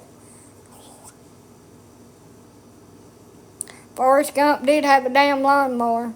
But Forrest Gump was on a damn TV movie too about Jenny. And it was a 2-part damn VCR set that you had to damn rewind the other one. I'm easy to fall in love with. Oh.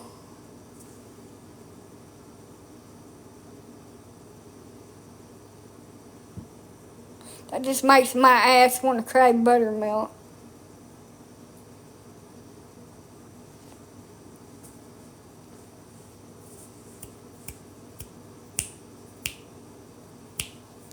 I'm mean. Hello, have you met me? I'm sarcasm. I'm mean. I'm damn rude. Did I mention I'm mean? And I give 0 fucks about other people's feelings. And I say whatever comes to my mind. Never had a good man. No, honey, I ain't made for no fucking soft man.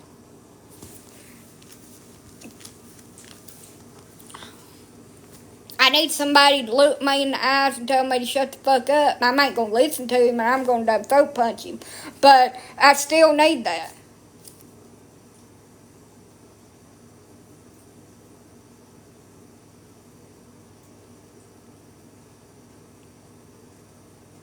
I need one of them men that likes to be bullied by their wife or girlfriend, and it is a turn on for them.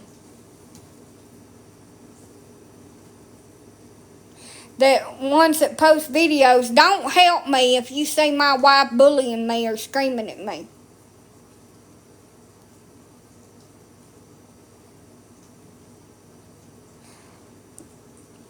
Yeah. Because I'm going to tell you, I ain't mad at nobody, but I'm going to tell you exactly how I feel about the situation. And you probably 9 times out of 10 ain't going to like it, and it's going to hurt your little damn feelings. And if I make you cry, I'm probably going to laugh at you. I ain't going to lie. I'm pretty fucking mean after everything. I ain't no soft person. You just...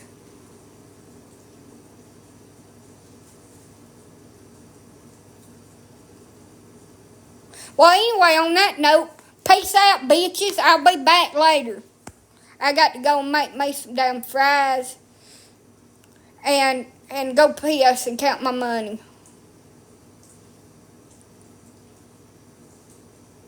See how much I've got.